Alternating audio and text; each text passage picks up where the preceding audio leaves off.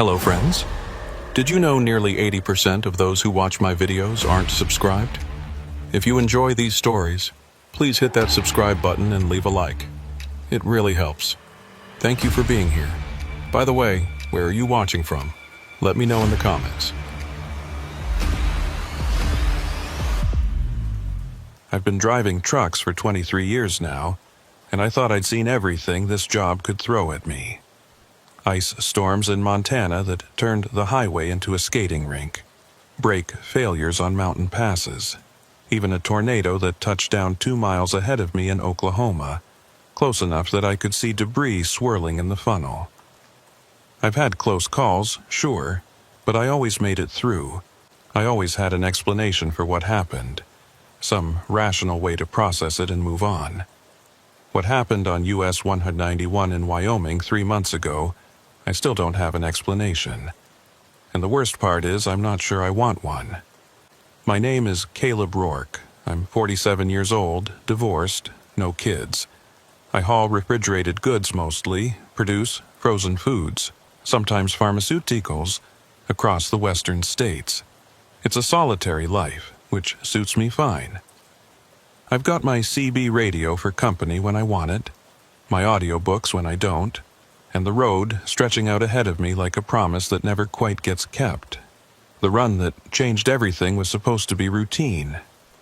I'd picked up a load of frozen vegetables in Idaho Falls, destination Salt Lake City. It wasn't a long haul, maybe 6 hours if I pushed it, but I'd been fighting a headache all day and decided to take it slow. I left Idaho Falls around 8 p.m. on a Tuesday in late September. The weather forecast had mentioned possible fog in the mountain passes, but nothing that seemed worth worrying about. I remember the sunset that evening. It was one of those Wyoming sunsets that makes you understand why people write poems about the sky. Layers of orange and pink and purple stacked up like God was showing off. The temperature was dropping fast, though, the way it does in the high country once the sun goes down. By the time I crossed into Wyoming proper, it was full dark, and my thermometer was reading 38 degrees. US 191 through western Wyoming is not a heavily traveled route, especially at night. It cuts through some of the most remote country in the lower 48, miles and miles of sagebrush and rock, with the Wind River Range rising up to the east like a wall of shadows. There are stretches where you won't see another vehicle for an hour or more. Cell service is spotty at best.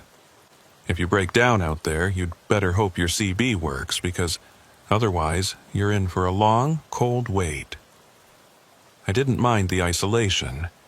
In fact, I preferred it. Give me an empty highway over rush hour traffic any day of the week. There's a kind of peace in the solitude, a rhythm to the drive that gets almost meditative after a while. Just you and the truck and the white lines disappearing under your wheels. Around 10:30 p.m. I started hitting patches of fog. Nothing too bad at first, just wisps of it drifting across the road like smoke. But within 20 minutes it had thickened into something more substantial. The kind of fog that swallows your headlights and spits them back at you, making it hard to see more than 50 feet ahead.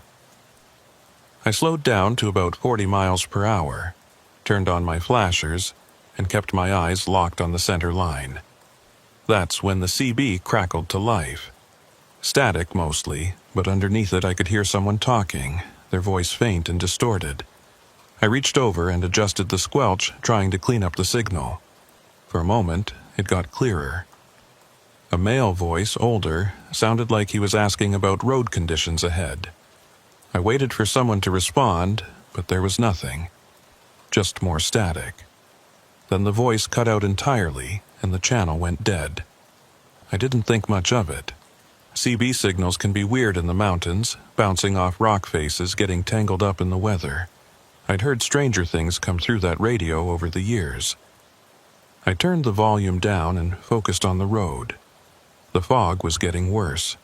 It rolled across the highway in thick waves, so dense in places that I couldn't see the road at all, just the vague glow of my headlights reflecting back at me. I was down to 30 miles per hour now, maybe less. My hands were tight on the wheel, my eyes straining to pick out anything solid in the murk.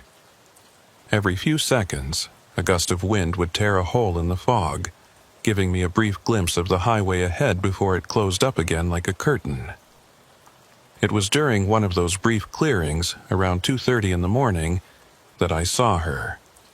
She was standing in the breakdown lane, maybe 100 yards ahead, right at the edge where the asphalt met the dirt shoulder.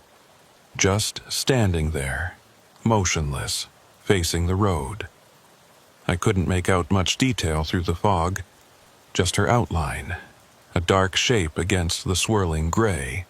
She was wearing what looked like a long coat or dress, something that hung down past her knees. Her arms were at her sides. My first thought was that she'd broken down, that her car was somewhere nearby and she was trying to flag down help. But as I got closer, I realized there was no car. No vehicle at all. Just her, standing there alone in the middle of nowhere at 2:30 in the morning. I slowed down even more, my foot hovering over the brake. Part of me wanted to stop, to see if she needed help. But another part of me, the part that had learned to trust my instincts over 2 decades on the road, was telling me something wasn't right. Why would anyone be standing out here in the fog, in the middle of the night, miles from the nearest town? I was maybe 30 yards away when I got my first clear look at her. The fog had thinned just enough to see her more clearly, and what I saw made my stomach tighten. She was facing the road, but her head was tilted down, like she was staring at the ground. I couldn't see her face. Her hair hung down in front of it, long and dark, completely obscuring her features. She wasn't moving at all, not shifting her weight, not looking around, nothing. Just standing there like a statue. I eased off the gas and let the truck coast past her, my eyes locked on her figure in the side mirror. She didn't turn to watch me go, didn't raise her hand or call out, just stood there motionless as I rolled by. The fog swallowed her up again within seconds, and she was gone. I told myself it was nothing. Maybe she was waiting for someone. Maybe she'd had a fight with her boyfriend and stormed off, and now she was cooling down before going back. People do strange things when they're upset. It didn't have to mean anything.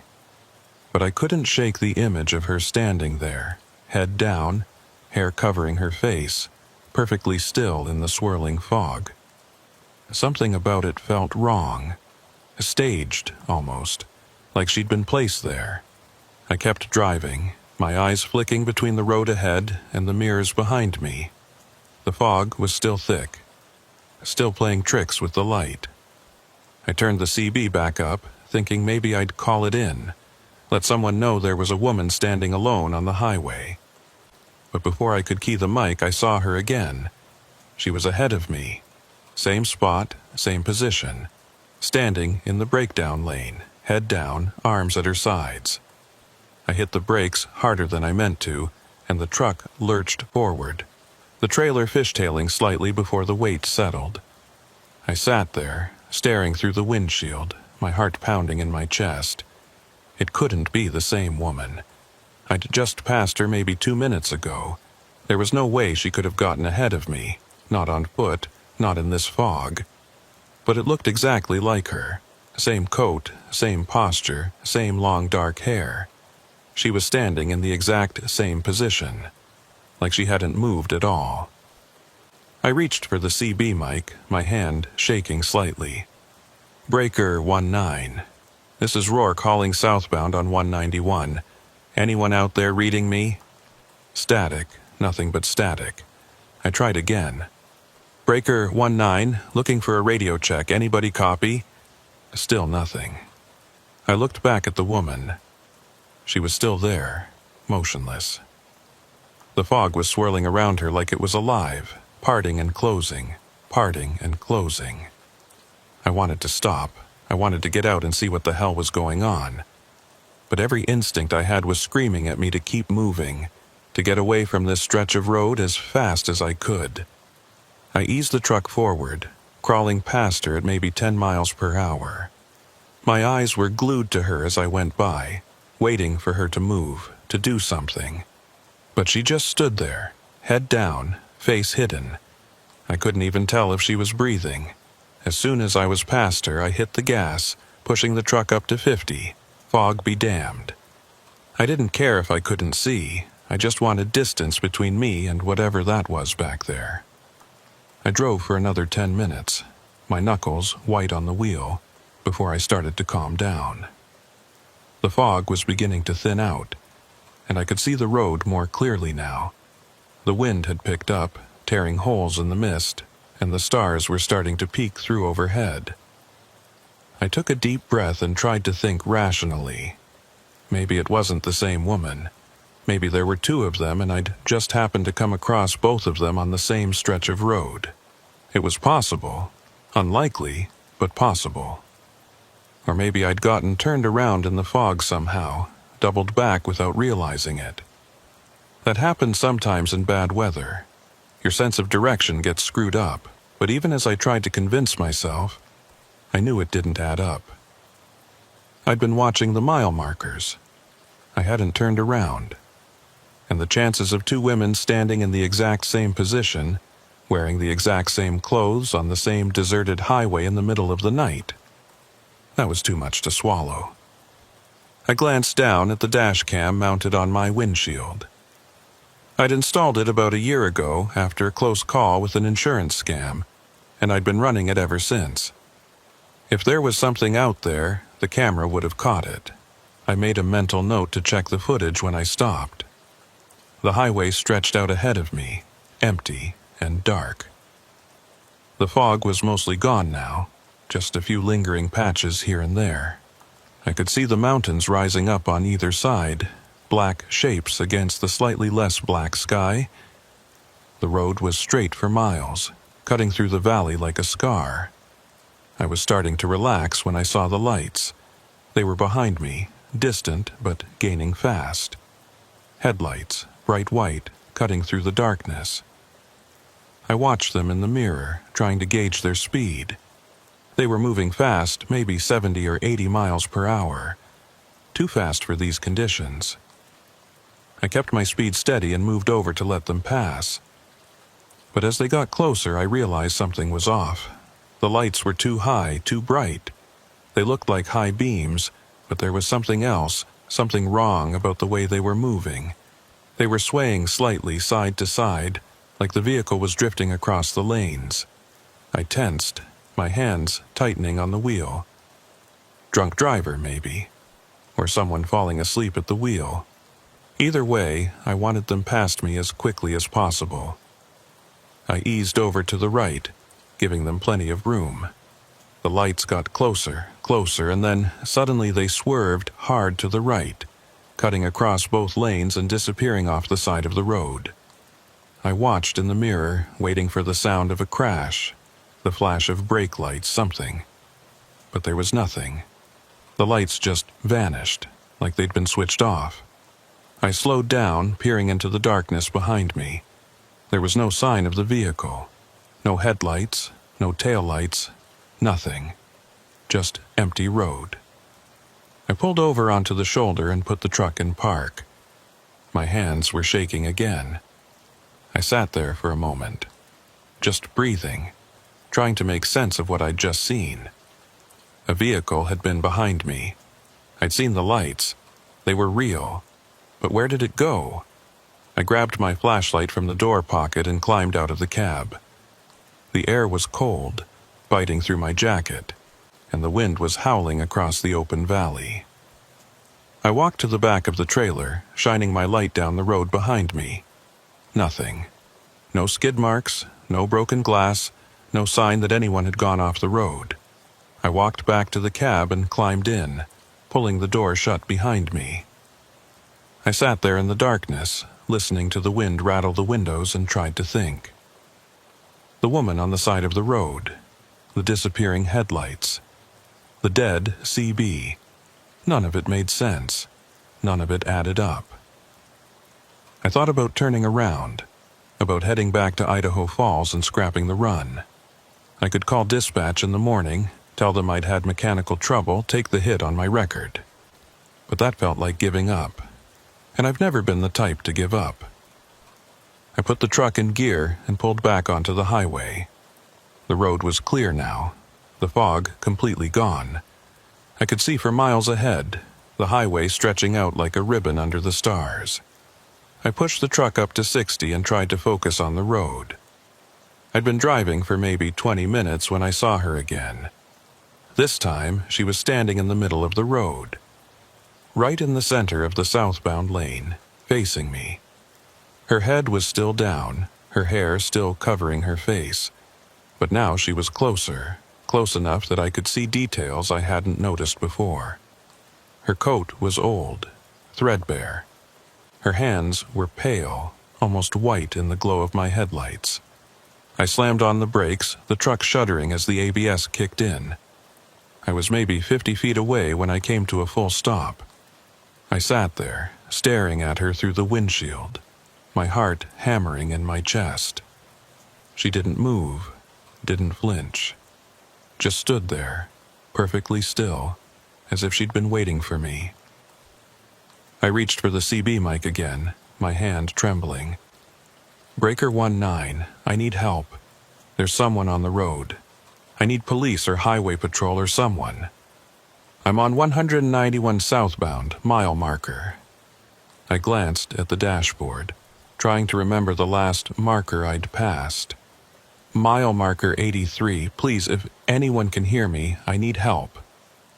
Static. Nothing but static.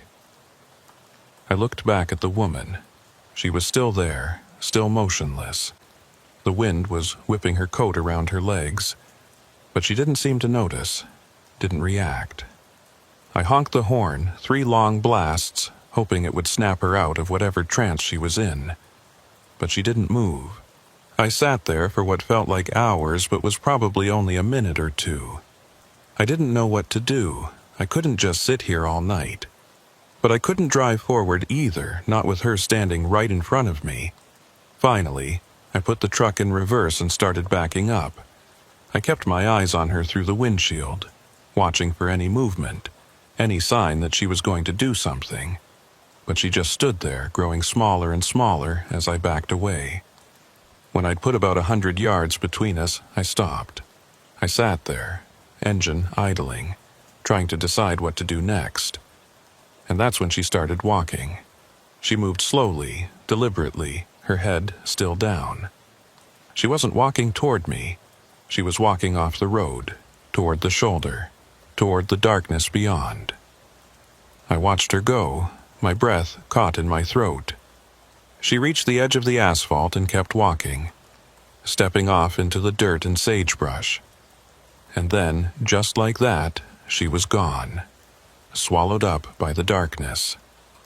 I sat there for another minute, waiting to see if she'd come back, but the road stayed empty. The night stayed silent. I put the truck back in drive and crept forward, my eyes scanning the shoulder where she'd disappeared. There was nothing there. No footprints, no sign that anyone had walked through. Just empty ground. I kept driving. I didn't stop again. Not until I was out of Wyoming entirely. Across the border into Utah, pulling into a Flying J just outside of Evanston. It was almost 6 in the morning by then, the sun just starting to creep over the horizon. I parked in the back of the lot, away from the other trucks, and sat there in the cab, my hands still shaking. I pulled out my phone and started going through the dash cam footage. I rewound it to the first time I'd seen her, standing on the side of the road.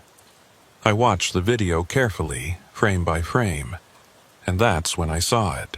She wasn't there. The breakdown lane was empty. The fog was there, the road was there, but she wasn't. I rewound it again, watched it again. Still nothing. I fast-forwarded to the second sighting where I thought I'd seen her ahead of me. Again, nothing. Just empty road. I checked the third sighting when she was standing in the middle of the lane. The camera showed the highway stretching out ahead of me, clear and empty. I checked the timestamp. I checked the settings.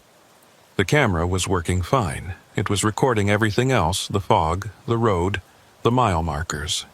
Everything except her. I sat there staring at the screen, my mind racing. I'd seen her. I know I'd seen her. She was as real as the steering wheel in my hands, as real as the road beneath my tires. But the camera saw nothing. I put my phone down and leaned back in the seat, closing my eyes. I didn't sleep. I couldn't. I just sat there listening to the sound of trucks coming and going, the hum of diesel engines, the chatter of voices. Normal sounds. Real sounds. When the sun was fully up, I went inside and bought a coffee. My hands had finally stopped shaking, but I still felt off, like I was walking on a floor that wasn't quite level. The cashier asked if I was okay, said I looked pale. I told her I was fine, just tired. She didn't look convinced. I went back to the truck and sat there for another hour, sipping my coffee and trying to make sense of what had happened. I thought about calling the Wyoming Highway Patrol, reporting what I'd seen. But what would I tell them? That I'd seen a woman who didn't show up on camera? That she'd appeared in 3 different places over the course of an hour? They'd think I was crazy. Hell, I was starting to think I was crazy. Finally, I started the engine and pulled out of the lot. I still had a delivery to make. Still had a job to do. I got on I-80 and headed toward Salt Lake City, keeping my speed steady, my eyes on the road.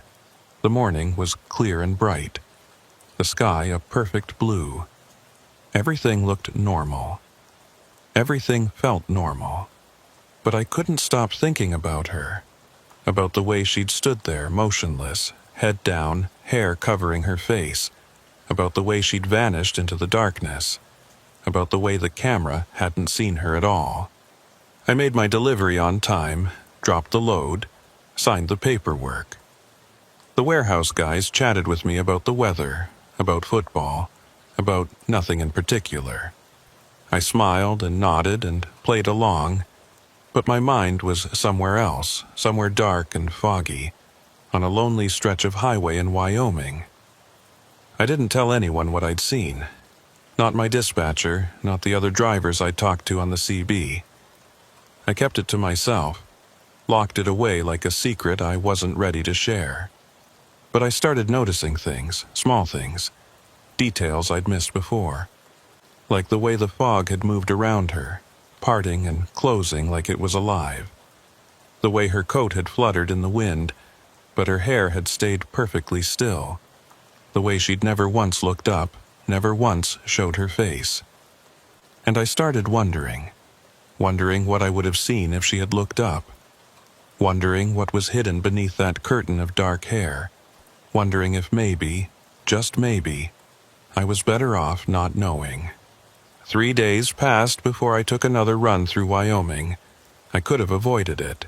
I could have asked dispatch to route me around, south through Colorado or north through Montana. But that would have meant explaining why, and I wasn't ready to do that. I wasn't ready to put into words what had happened on US 191, because saying it out loud would make it real in a way I wasn't prepared to deal with. So when dispatch called with a load heading from Salt Lake to Billings, I said yes. Same route, same highway.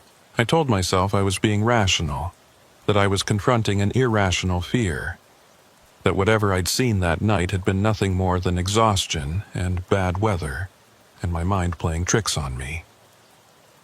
I left Salt Lake at 4 in the afternoon, timing it so I'd hit Wyoming around midnight. I wanted to see the road in the dark again, wanted to prove to myself that there was nothing there, that it had all been in my head. The weather was clear this time.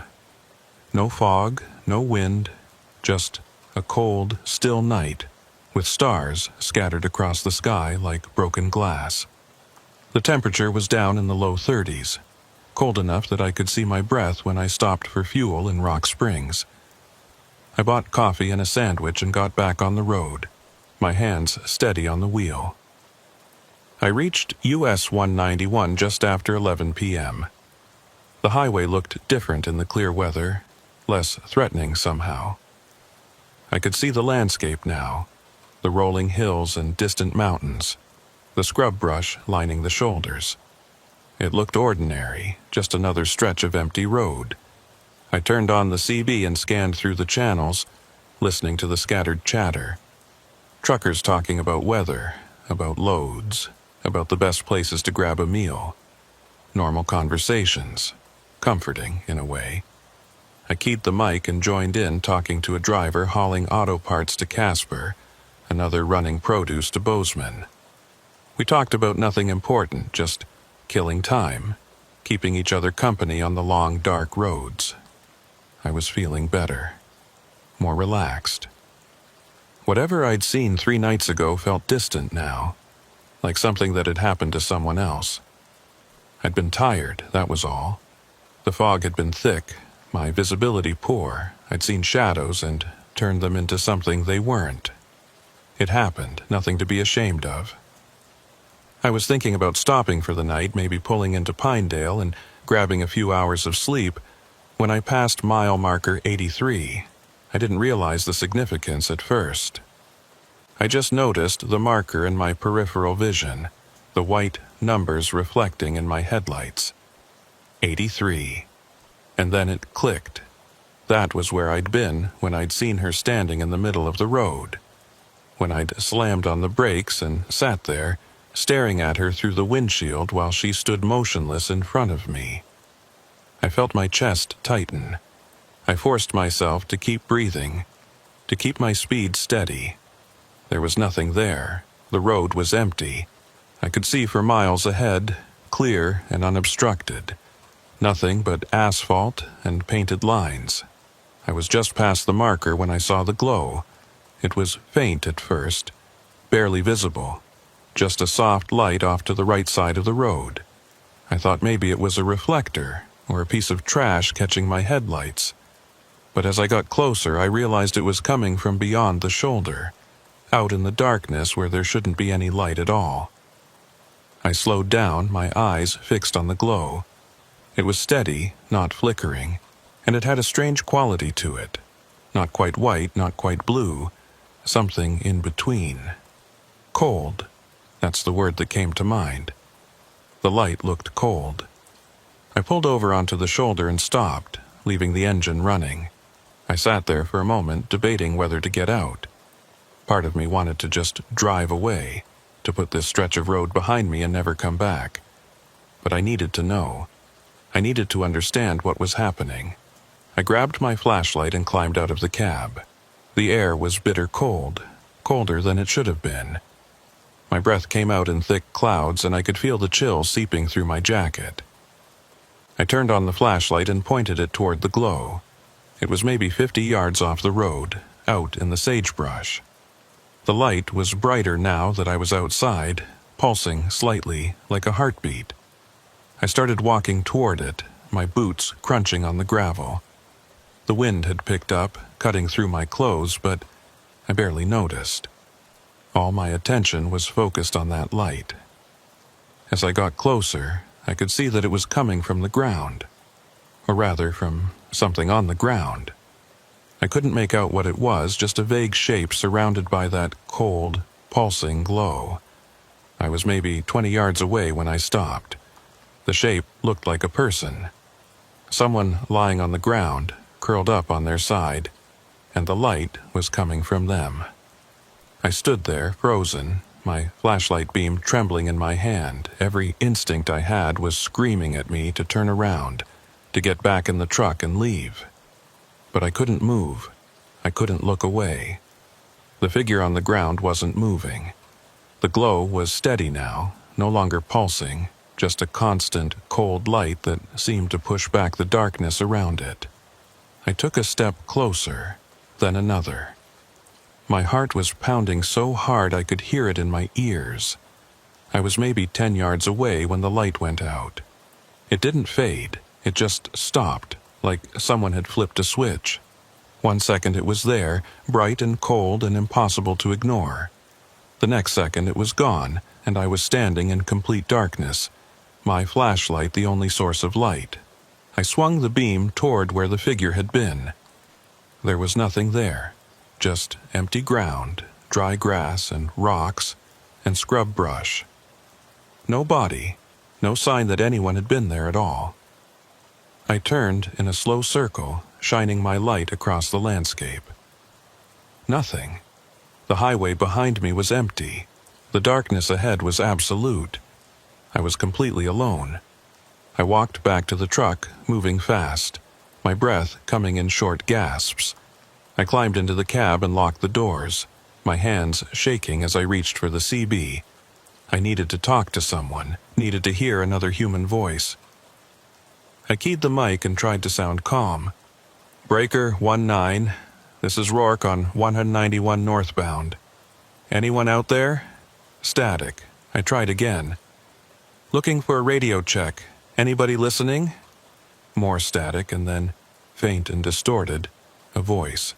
Copy that, Rourke. This is Daniels westbound on 80. What's your 20? Relief washed over me. Mile marker 83 on 191. Just checking in.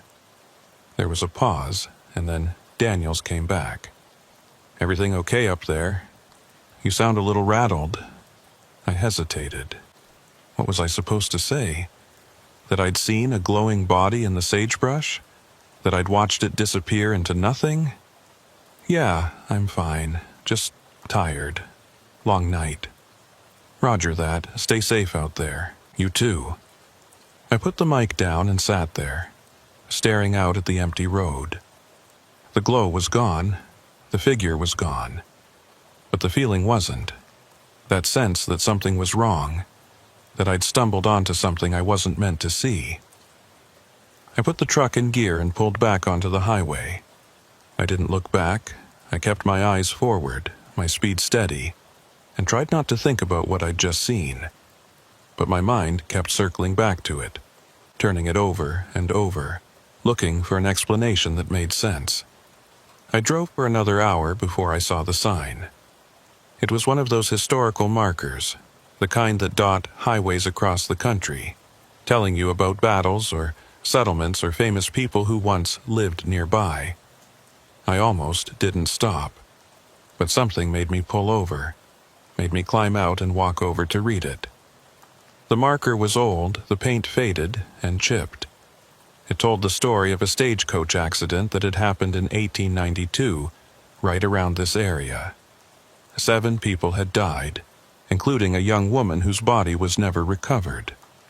The marker said she'd wandered away from the wreckage during a snowstorm and vanished into the night. Search parties had looked for weeks, but they never found her. I stood there reading the marker 3 times, the wind cutting through my jacket, my mind racing. 1892. Over 100 years ago. It couldn't be connected. It was just a coincidence, just an old tragedy that happened to occur in the same area. But I couldn't shake the image of the woman I'd seen standing on the side of the road. The way she'd been dressed, in that old coat. The way she'd moved, or rather the way she hadn't moved. The way she'd disappeared. I got back in the truck and kept driving. I didn't stop again until I reached Pinedale, and even then I couldn't sleep. I sat in a truck stop parking lot, drinking coffee and watching the sun come up, trying to convince myself that I was reading too much into things, that there was no connection between a 100-year-old tragedy and whatever I'd seen on the highway. But I kept thinking about the dashcam footage, about how the camera hadn't seen her, even though I had, about how she'd appeared in 3 different places in the span of an hour, something that should have been impossible.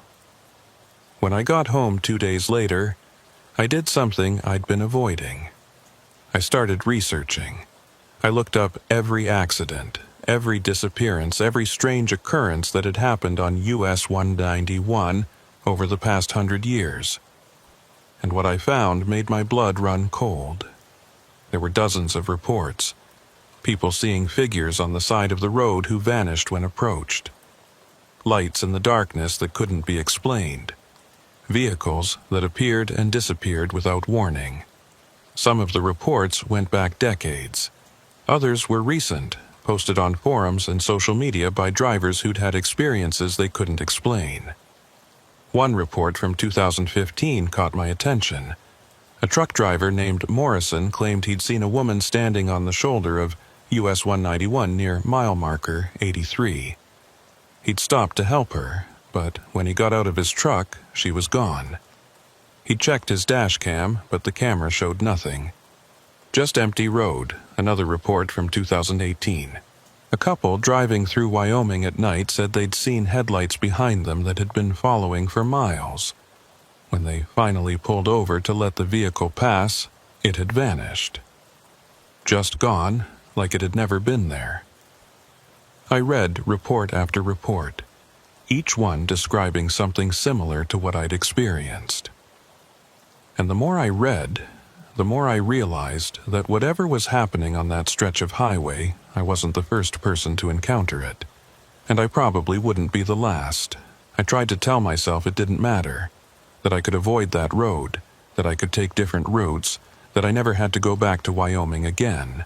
But I knew it wasn't that simple. Because the thing that scared me most wasn't what I'd seen. It was what I hadn't seen. The fact that the camera had captured nothing, that there was no physical evidence, no proof that any of it had happened. It made me wonder what else I'd been seeing over the years that wasn't really there. What else I'd been driving past in the dark. Things that existed in some space between real and not real, visible to the eye, but invisible to everything else. I started paying more attention after that. To the shadows at the edge of my headlights, to the shapes that seemed to move in my peripheral vision, to the feeling I'd get sometimes, late at night on empty roads, that I wasn't alone, even though I clearly was. And I started noticing a pattern. It was always the same stretch of highway, always between mile markers 80 and 90 on US 191, always between midnight and 4 in the morning, always when I was alone. I tried talking to other drivers about it, casually bringing it up in truck stops and rest areas. Most of them brushed it off, said I was tired or stressed or seeing things. But a few, a very few, would get quiet. Their eyes would change like they were remembering something they'd tried to forget. And they'd say things like, "Yeah, that road's weird," or, "I don't run that route at night anymore if I can help it." One old-timer, a guy named Hank, who'd been driving for 40 years, pulled me aside after I mentioned it. He bought me a coffee and told me a story about a run he'd made back in the 80s. He'd seen a woman standing on the side of US 191, just like I had. Same description, same position. He'd stopped to help her, but when he'd gotten out of his truck, she was gone. He'd spent the next 20 minutes searching for her, convinced she'd collapsed or wandered off, but he'd found nothing. "I never went back to that road at night," he told me. "Not after that. I don't care what dispatch says. I don't care if it adds an extra 2 hours to my route. I'm not going back." I asked him if he'd ever figured out what he'd seen. He shook his head. "Some things you're better off not knowing. You just got to accept that there are places in this world that don't follow the rules. And that road, that's one of them." I thought about his words a lot over the next few weeks. I thought about the historical marker, about the woman who'd vanished in 1892. I thought about all the reports I'd read, all the people who'd seen something on that highway that they couldn't explain. And I thought about the way she'd looked, standing there in the fog with her head down and her face hidden. The way she'd appeared and disappeared, moving through space in ways that shouldn't have been possible. The way the camera hadn't seen her, like she existed on a different frequency, visible to some but not to others. I tried to rationalize it. I tried to find logical explanations, scientific reasons for what I'd experienced. Mass hallucination, exhaustion-induced psychosis, some kind of atmospheric phenomenon that created optical illusions. But none of it fit. None of it explained why the camera hadn't seen her, or why the same thing had been happening on the same stretch of road for over 100 years. Eventually, I had to accept that there wasn't a rational explanation. At least, not one that made sense within the framework of how I understood the world. And that acceptance, that admission that something was happening that I couldn't explain, that was the hardest part. Because it meant acknowledging that the world was stranger than I'd thought. That there were things out there, things that existed in the margins, in the gaps between what we can see and what we can prove. Things that watched us as we drove past, that stood at the edge of our perception, waiting. I still drive US 191. I still take loads through Wyoming, but I do it during the day now. I plan my routes so I'm never on that stretch of highway after dark.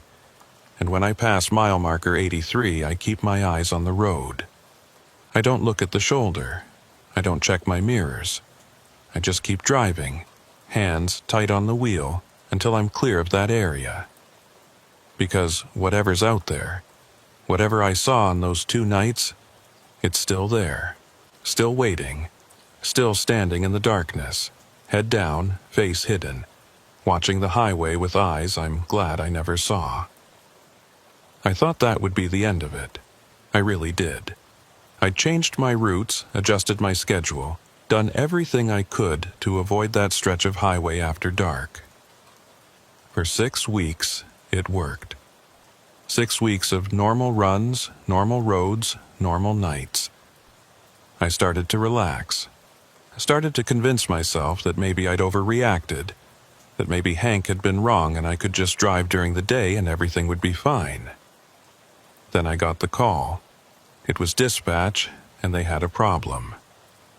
A refrigerated load of medical supplies needed to get from Salt Lake to a hospital in Bozeman by morning.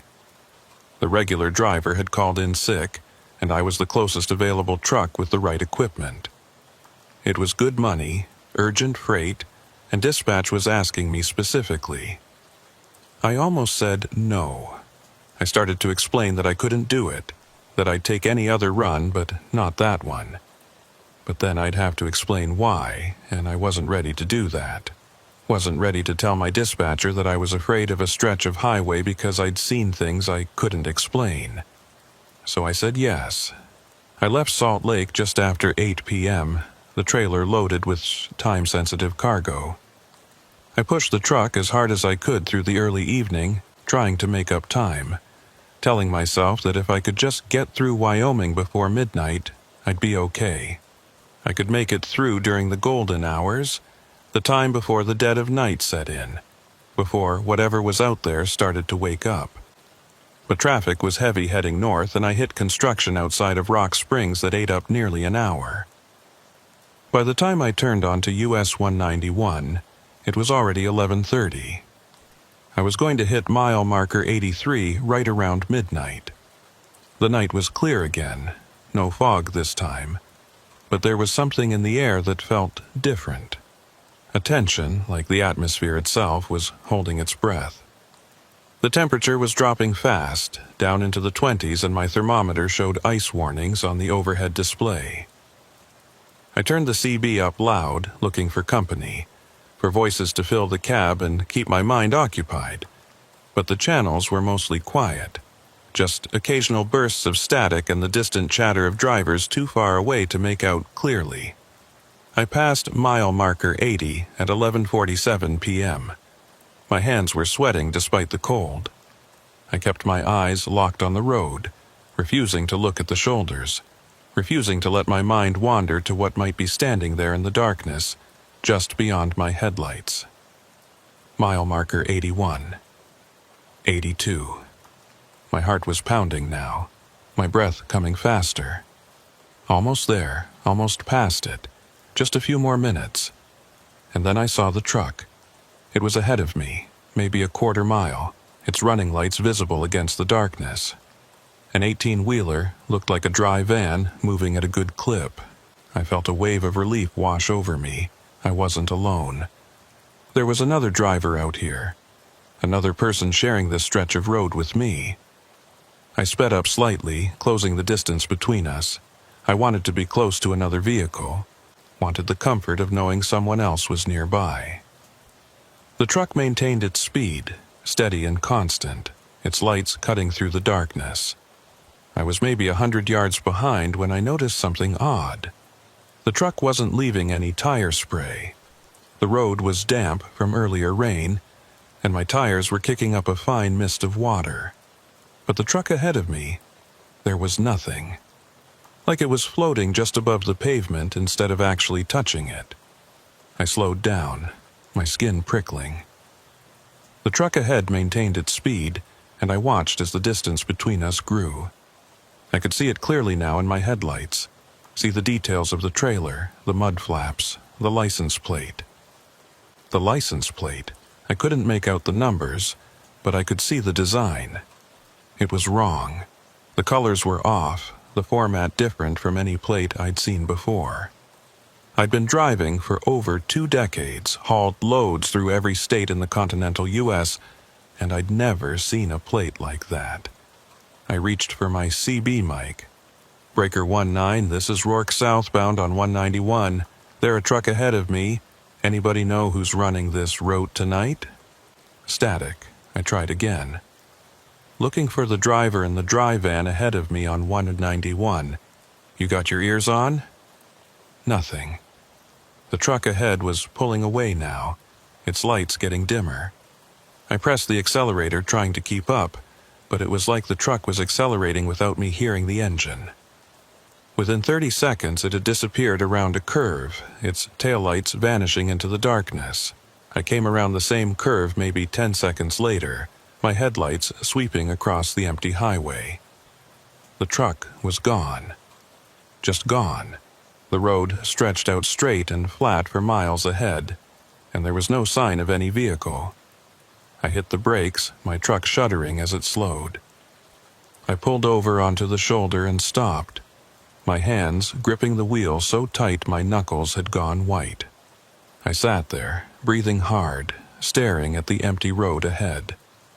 There was nowhere for that truck to go. No exits, no turnoffs, nothing. It had just vanished, like it had driven straight through a door in reality and disappeared on the other side. I looked at the mile marker. 83. I forced myself to breathe slowly, to think rationally. Maybe I'd been mistaken. Maybe the truck had been farther ahead than I'd thought, had already turned off before I'd come around the curve. Maybe my depth perception was off, my tired mind playing tricks on me. But I knew I was lying to myself. I'd seen that truck, I'd watched it disappear, and just like the woman, just like the headlights I'd seen weeks ago, it had vanished in a way that defied explanation. I was reaching for the gear shift, ready to get back on the road, when I heard it. A voice on the CB. Faint, distorted, barely audible beneath the static. At first I thought it was just interference, just the random noise that sometimes comes through the radio in remote areas. But as I listened, I realized it was words. Someone was talking. I turned up the volume and listened carefully. The voice was male, older, and it sounded stressed. Panicked, almost. Anyone reading me? Need help? Broke down? I grabbed the mic. This is Rourke on Channel 19. I copy you. What's your location? The voice came back, clearer now. Thank God. I'm on 191, just past mile marker 83. My truck died and I can't get it started. I need a tow. I looked around. There were no trucks on the shoulder, no vehicles at all. The highway was completely empty. I'm at mile marker 83 right now, I said slowly. I don't see you. There was a pause, and then the show voice came back, sounding confused. What? I can see your lights. You're right there. Maybe 100 yards north of my position. My blood ran cold. I was facing north. There was nothing ahead of me but empty highway. I'm looking north right now. There's no truck. There's nothing. Another pause. Longer this time. When the voice came back, it sounded different. Frightened. What year is it? The question, caught me completely off guard. "What? What year is it?" the voice repeated, more insistent now. "Tell me what year it is." I didn't want to answer. Every instinct I had was telling me to put the mic down, to start the truck and drive away as fast as I could. But something made me respond. "It's 2024. Silence. Just static. And then, so faint I almost didn't hear it, the voice came through one last time. "It's 2003 here, God help me. It's still 2003. The CB went dead. Not just quiet, but completely dead. The display went dark, the channel indicator disappeared, and when I tried the power button, nothing happened. It was like the radio had been unplugged, even though I could see it was still connected. I sat there in the darkness, my mind reeling. 2003. 21 years ago. The voice had said it was 2003 where he was. Like he was trapped somewhere, somehow, still living in a moment 2 decades in the past. I thought about the truck I'd seen, the one with the strange license plate. I thought about the woman standing on the side of the road in her old-fashioned coat. I thought about all the reports I'd read, all the sightings that had happened over the years in this exact location. And I realized something that made my stomach turn. They were all still here, all of them. The woman from 1892, the driver from 2003, the truck I'd just seen, everyone who had ever vanished or died or disappeared on this stretch of highway. They were all still here, trapped in some kind of loop, some fold in time or space that kept them locked in the moment of their death or disappearance. And I was driving through it. I started the truck with shaking hands and pulled back onto the highway. I pushed the accelerator to the floor, pushing the truck to 70, then 80, faster than I should have been going, but I didn't care. I needed to get away from this place, needed to put as much distance between me and mile marker 83 as I possibly could. The highway stretched out ahead of me, empty and dark. I kept my eyes locked forward, refusing to look at the mirrors, refusing to acknowledge anything that might be in my peripheral vision. I just drove, my heart pounding, my breath coming in short gasps. I was maybe 10 miles past the marker when I saw her again. She was standing in the middle of my lane, exactly like before. Head down, hair covering her face, arms at her sides. But this time she was different. This time, I could see through her. She was translucent, almost transparent, like an image projected onto the air. I could see the highway through her body, see the painted lines and the asphalt beneath her feet. But she was there, real enough to make me slam on the brakes, real enough to make my heart stop.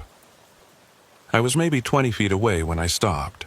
I sat there staring at her, and for the first time I understood what I was looking at. Not a person.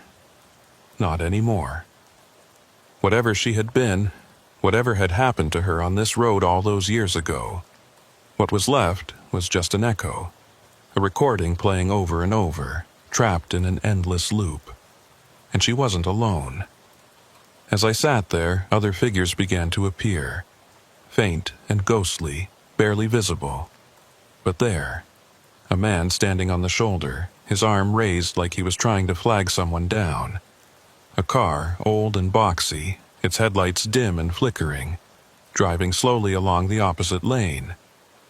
A woman and child, holding hands, standing in the breakdown lane with their backs to the road. They were all transparent, all trapped in their own moments, playing out scenes that had happened years or decades or centuries ago. The highway was full of them, layer upon layer of tragedy and loss and death, all compressed into this one stretch of road. I understood now why the camera hadn't seen the woman, why the CB had picked up a voice from 2003. This place wasn't just a road. It was a scar, a wound in the fabric of reality where time and space had been damaged somehow, where the past and present existed simultaneously, bleeding through into each other. The woman in the road tilted her head slightly. It was the first time I'd seen her move beyond walking, and the gesture was so unexpected that I gasped. Slowly, impossibly slowly, she began to raise her head. I didn't want to see her face. I didn't want to know what was hidden beneath that curtain of dark hair. Every cell in my body was screaming at me to look away, to close my eyes, to do anything except watch as she lifted her head and turned her gaze toward me. But I couldn't move.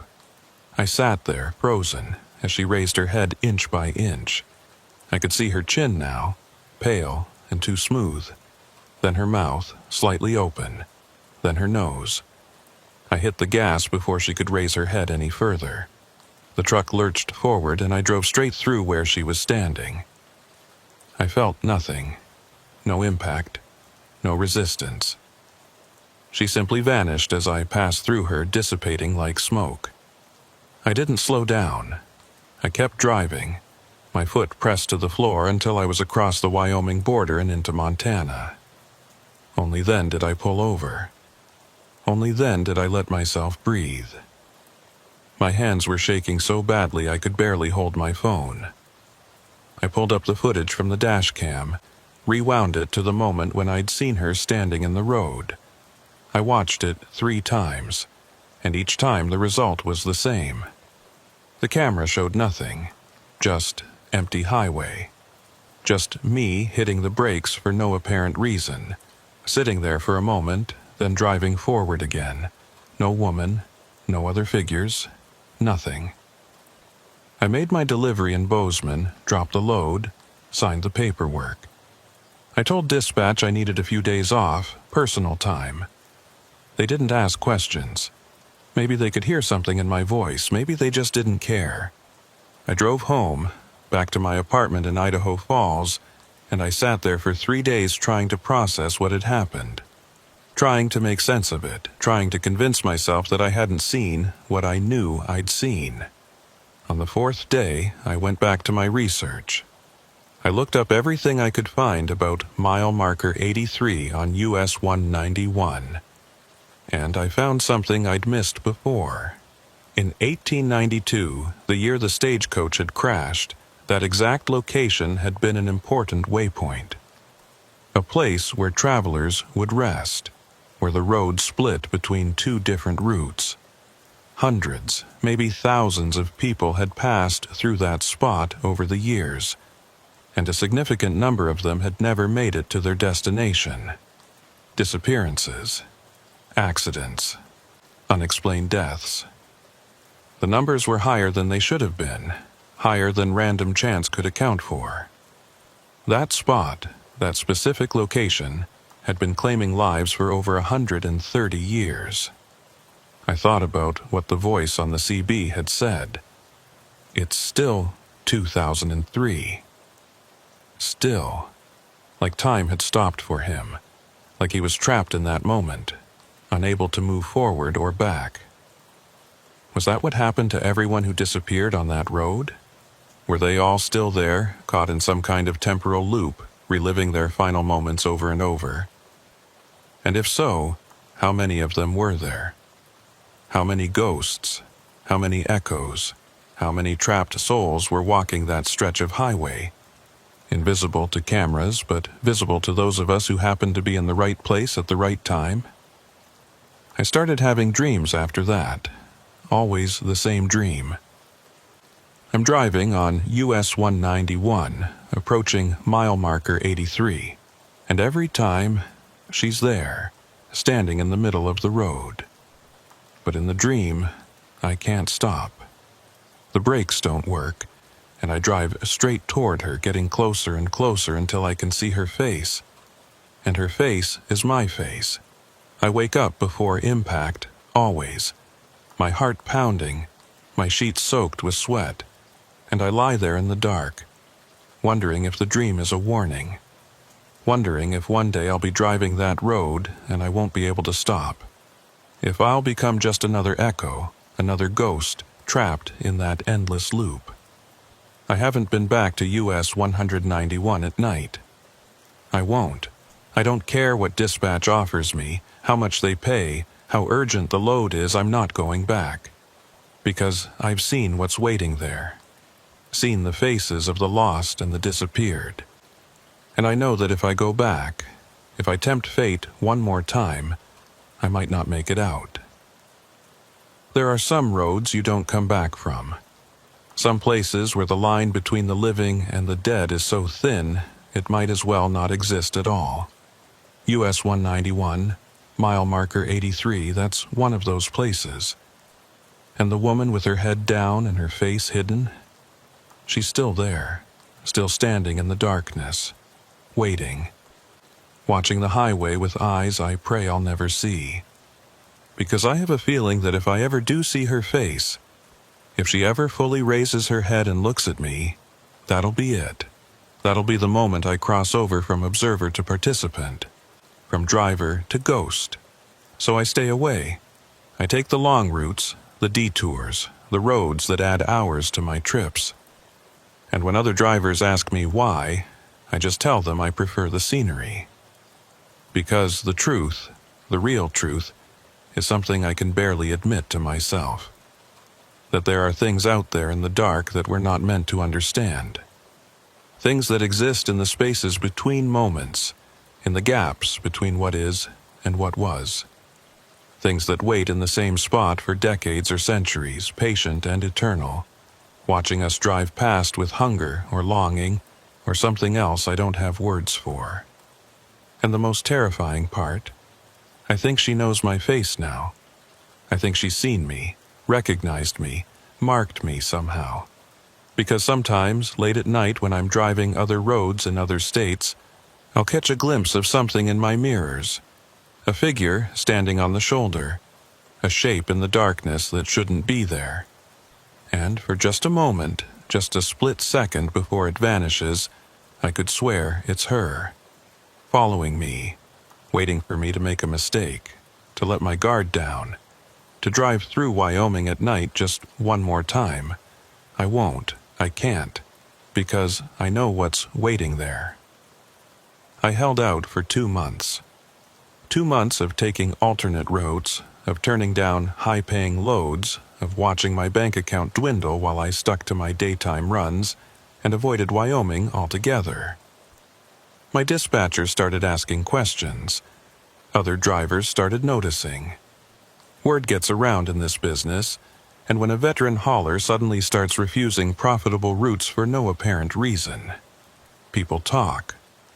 I told them I was dealing with some personal issues, that I needed to stick closer to home for a while. Most of them accepted that, but I could see the skepticism in their eyes. They knew something was off, knew there was more to the story than I was telling them. Then came the night I couldn't say no. It was late November, a few days before Thanksgiving. I got a call from my ex-wife, Sarah. Our daughter, Emma, was in the hospital in Billings, emergency appendectomy. She was going to be fine, Sarah said, but she was asking for me. Wanted me there when she woke up from surgery. The fastest route from Idaho Falls to Billings runs straight through Wyoming. Straight through US 191, straight past mile marker 83. I could have gone around. Could have taken I-84 east to I-25 north, added 3 hours to the trip. But Emma was scared and she wanted her dad, and I wasn't going to let some ghost story keep me from being there for my daughter. I left at 7 p.m., the truck empty for once, just me and the road. I told myself it would be different this time. I had a reason to be there, a purpose beyond just hauling freight. Maybe that would protect me somehow. Maybe whatever was out there only targeted people who were alone and aimless. People with nowhere to be and no one waiting for them. I knew I was grasping at straws, but I needed something to hold on to. The drive started out normal enough. Traffic was light, the weather clear. I made good time through Idaho and into Wyoming, hitting Rock Springs just after 10 p.m. I stopped for fuel and coffee, stretching my legs and trying to calm my nerves. As I stood at the pump watching the numbers tick up on the display, an old truck pulled in next to me. The driver climbed out, a weathered man in his 60s with a gray beard and tired eyes. He nodded at me and I nodded back.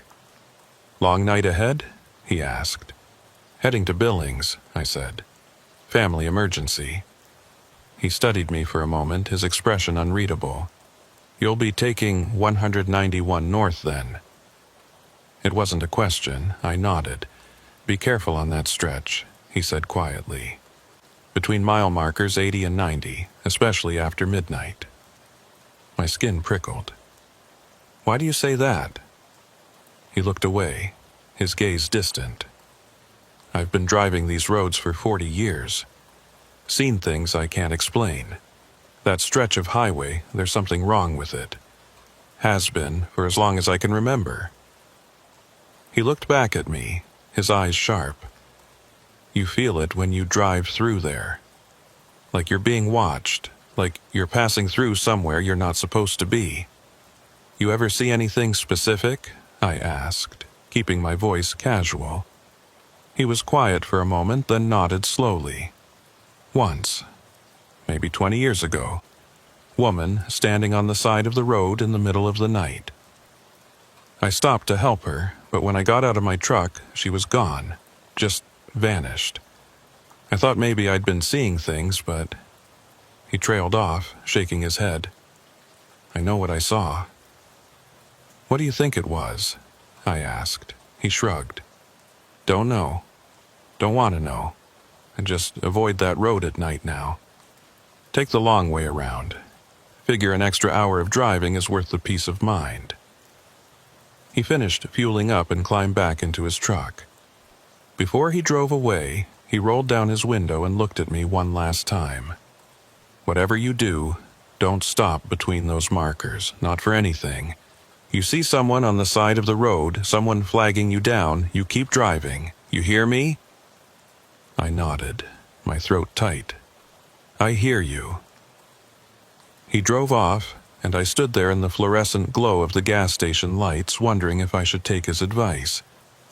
If I should take the long way around, add the extra time to my trip, play it safe. But Emma was waiting, and I'd already wasted enough time being afraid. I got back in the truck and headed north. I hit US 191 just before midnight. The highway was empty, the darkness absolute. No moon tonight, just stars scattered across the sky like ice crystals. The temperature had dropped to the low teens and frost was forming on my windshield despite the defroster running full blast. I kept my speed steady at 60, my eyes locked on the road. The mile markers ticked by slowly. 75, 78, 80. My hands tightened on the wheel. I could feel my heart rate picking up, my breathing getting shallow. I forced myself to stay calm, to keep my attention on the road ahead. Mile marker 81 appeared in my headlights and vanished behind me. Then 82. The CB crackled to life, making me jump. I'd left it on, but turned down low, not really expecting to hear anything out here. But now someone was talking, their voice faint beneath the static. "Anyone out there? Can anyone hear me?" I recognized that voice. It was the same one I'd heard weeks ago. The driver who'd said it was still 2003. My hand moved toward the CB, hovering over the mic, but I didn't pick it up. I just listened. "I've been here for so long," the voice continued, sounding exhausted. "Hopeless. I can't get out. Every time I think I've made it past, I end up right back here. Mile marker 83, always 83. I could see the marker ahead now, appearing in my headlights. 83. I held my breath as I approached it. "If anyone can hear me," the voice said, "tell my family I'm sorry. Tell them I tried to get home. Tell them..." The voice cut off abruptly, replaced by silence. Not static, just silence, like the radio had been muted. And that's when I saw the truck. It was parked on the shoulder ahead, hazard lights flashing. The same dry van I'd seen before, with the strange license plate. As I got closer, I could see someone standing next to it. A man, middle-aged, wearing a trucker's jacket. He was waving his arms, trying to flag me down. I thought about what the old driver at the gas station had said. Don't stop, not for anything. But this was different. This was a person who needed help. A fellow driver stranded on the side of the road. I couldn't just leave him there. I started to slow down, my foot easing off the gas. The man kept waving, more frantically now. I could see his face in my headlights, could see the desperation in his expression. And then I saw the date on his truck's inspection sticker. I slammed my foot back on the gas, my truck surging forward. The man's expression changed, his face contorting into something that wasn't quite human anymore. His mouth opened too wide, his eyes went black, and he lunged toward my truck as I passed. I didn't look back. I kept my eyes forward, my speed climbing to 70, then 80. In my mirror, I could see the truck and the figure growing smaller, but they weren't disappearing. They were following me, maintaining the same distance no matter how fast I went. The CB erupted with noise, erupted with voices. Dozens of them, all talking at once, screaming, begging, calling for help. Some of them sounded recent, modern. Others were older, their language formal and archaic. And beneath it all, a low humming sound that made my teeth ache. I reached over and turned the CB off, but the voices didn't stop. They were coming from everywhere now, filling the cab, echoing in my skull. I could hear them clearly, could make out individual words and phrases. Help me. I can't find the way out. It's been so long. Please, someone, anyone. And beneath them all, one voice. Quieter than the others, but somehow louder. A woman's voice. Caleb. She knew my name. Caleb, stop the truck. My foot moved toward the brake before I could stop myself. I jerked it back, my heart hammering. How did she know my name? How could she know? Caleb, please. I need help. I've been waiting so long. I looked in the mirror and saw her. She was standing in the bed of my truck, her figure translucent but clearly visible. Her head was still down, her hair still covering her face. But her hand was reaching toward the cab, her pale fingers stretching toward the window. Look at me, Caleb. I just want you to look at me. I fixed my eyes on the road ahead, refusing to turn around, refusing to acknowledge what I was seeing in the mirror. The voices were getting louder now, more insistent, overlapping until they became a wall of sound that drowned out everything else. And then, cutting through the noise like a knife, I heard a different voice. Young. Familiar. Dad? Emma. I looked in the mirror without thinking, my head turning automatically at the sound of my daughter's voice. And there she was, standing next to the woman in white. Emma, my little girl, looking scared and confused. Dad, why did you leave me? Why didn't you come? My heart stopped. Emma was in Billings, in the hospital. This wasn't real. It couldn't be real. But she looked so real, so solid. And the fear in her voice, the hurt, it cut through me like glass. Emma, I whispered. The woman in white slowly raised her head. I tore my eyes away before I could see her face, slamming them shut and gripping the wheel so tight I thought it might break.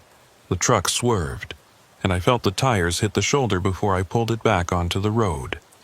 Look at me! The voice wasn't Emma's anymore. It was something else. Something old and angry and vast. It filled the cab, made the windows rattle, made the air itself vibrate with rage. I kept my eyes shut, steering by feel and memory.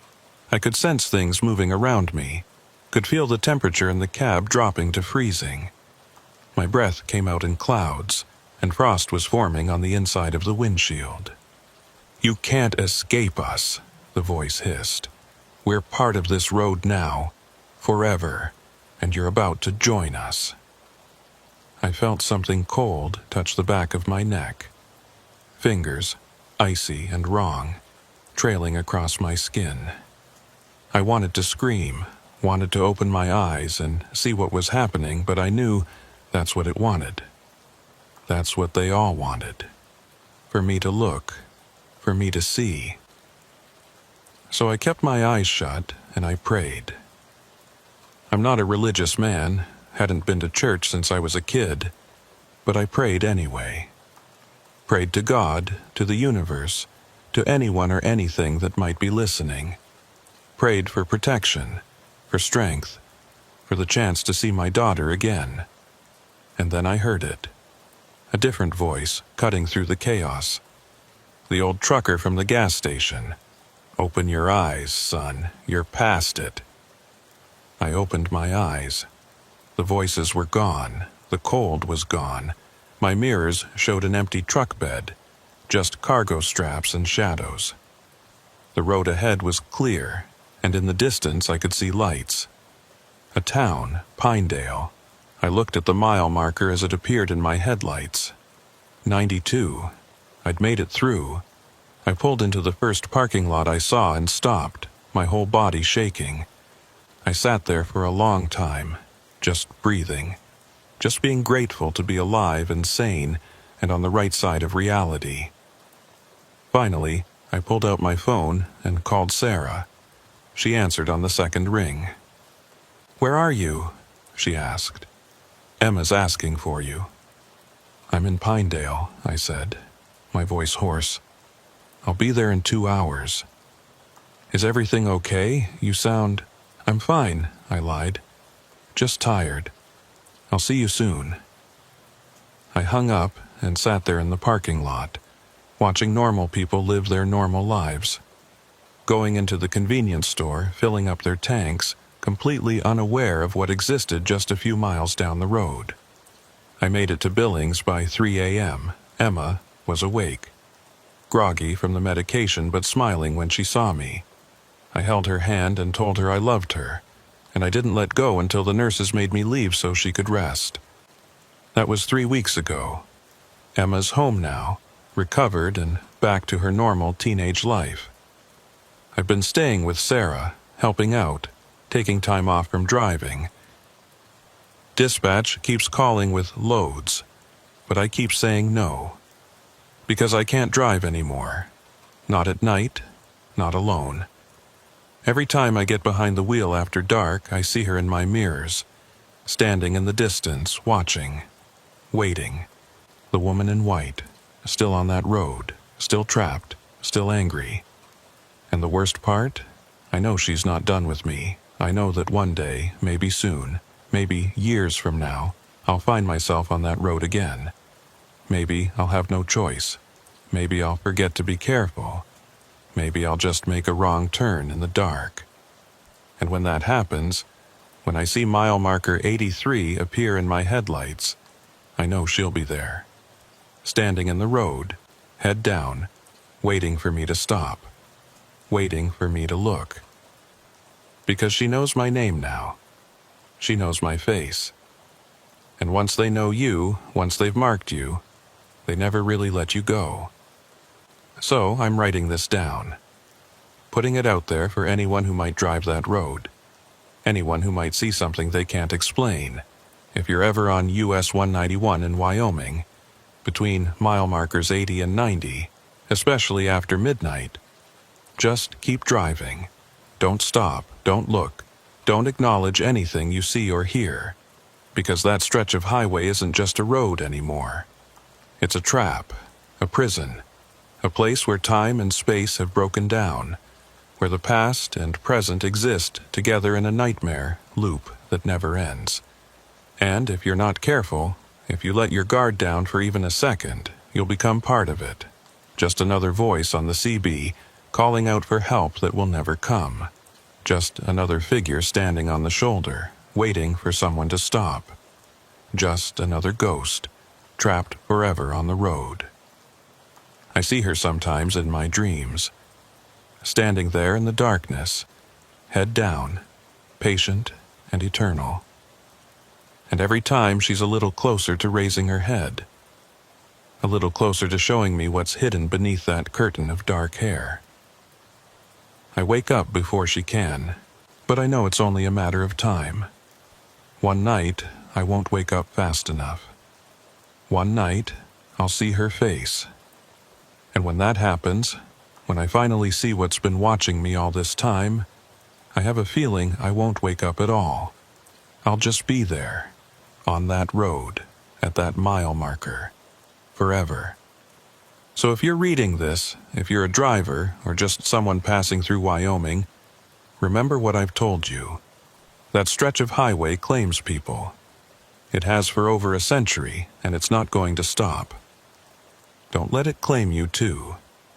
And if you happen to drive past mile marker 83 late one night, and you see a figure standing on the shoulder, and that figure looks familiar somehow, like someone you might know, just keep driving.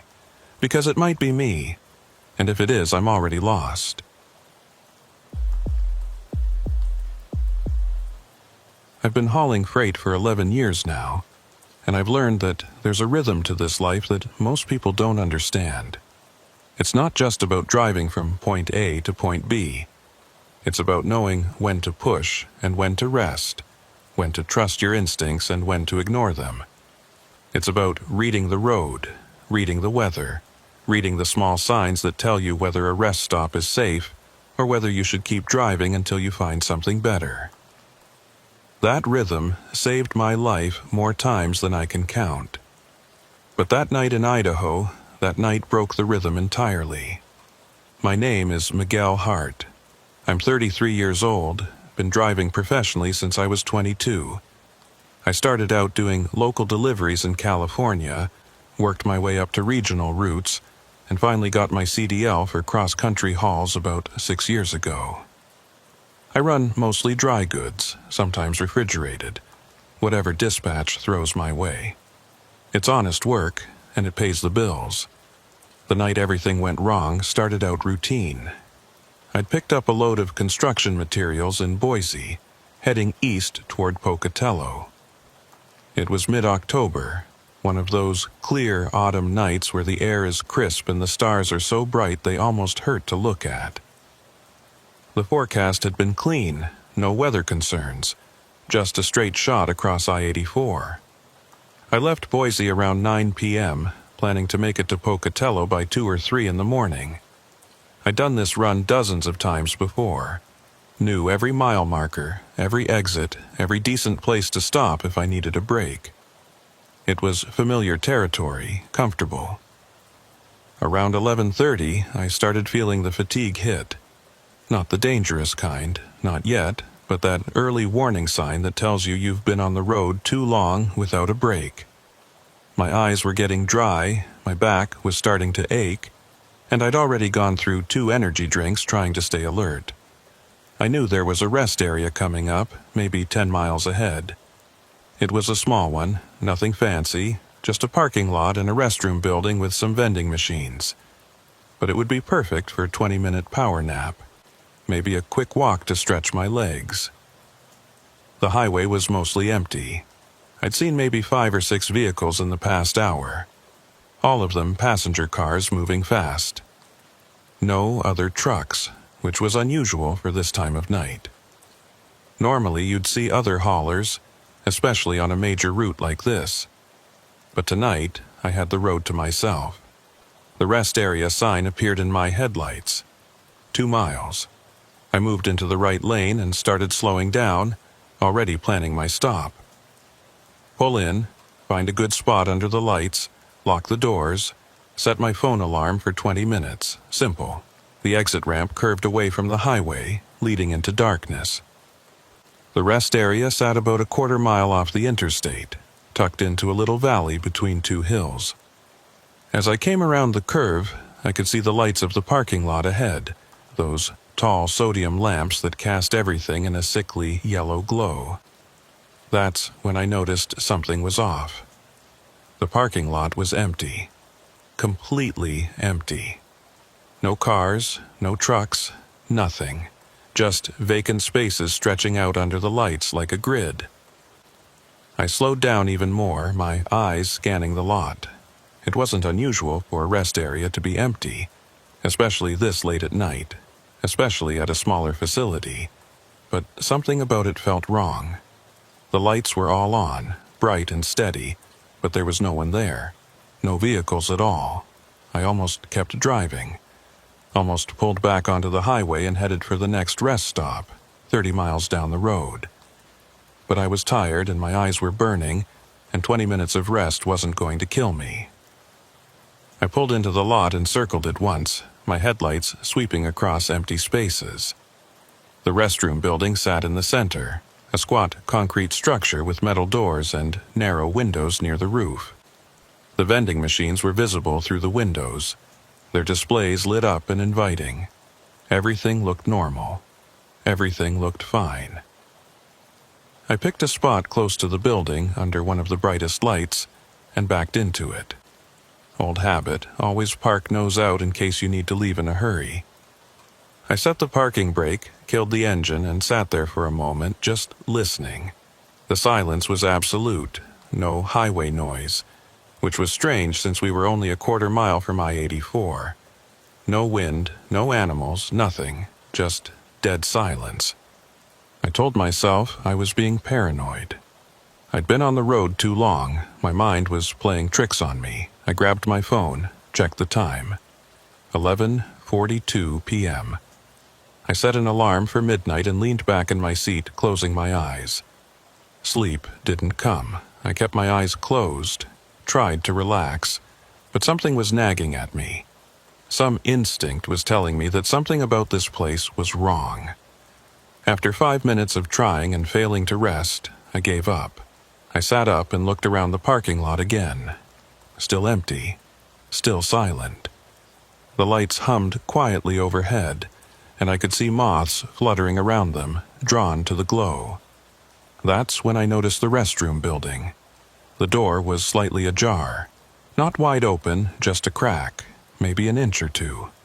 Like someone had gone inside and hadn't pulled it quite closed behind them. I stared at that door for a long time, trying to remember if it had been open when I'd pulled in.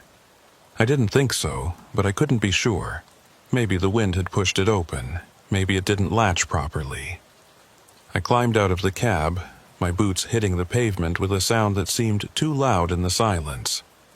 The air was cold, maybe low 40s, and I could see my breath. I locked the truck out of habit and walked toward the restroom building.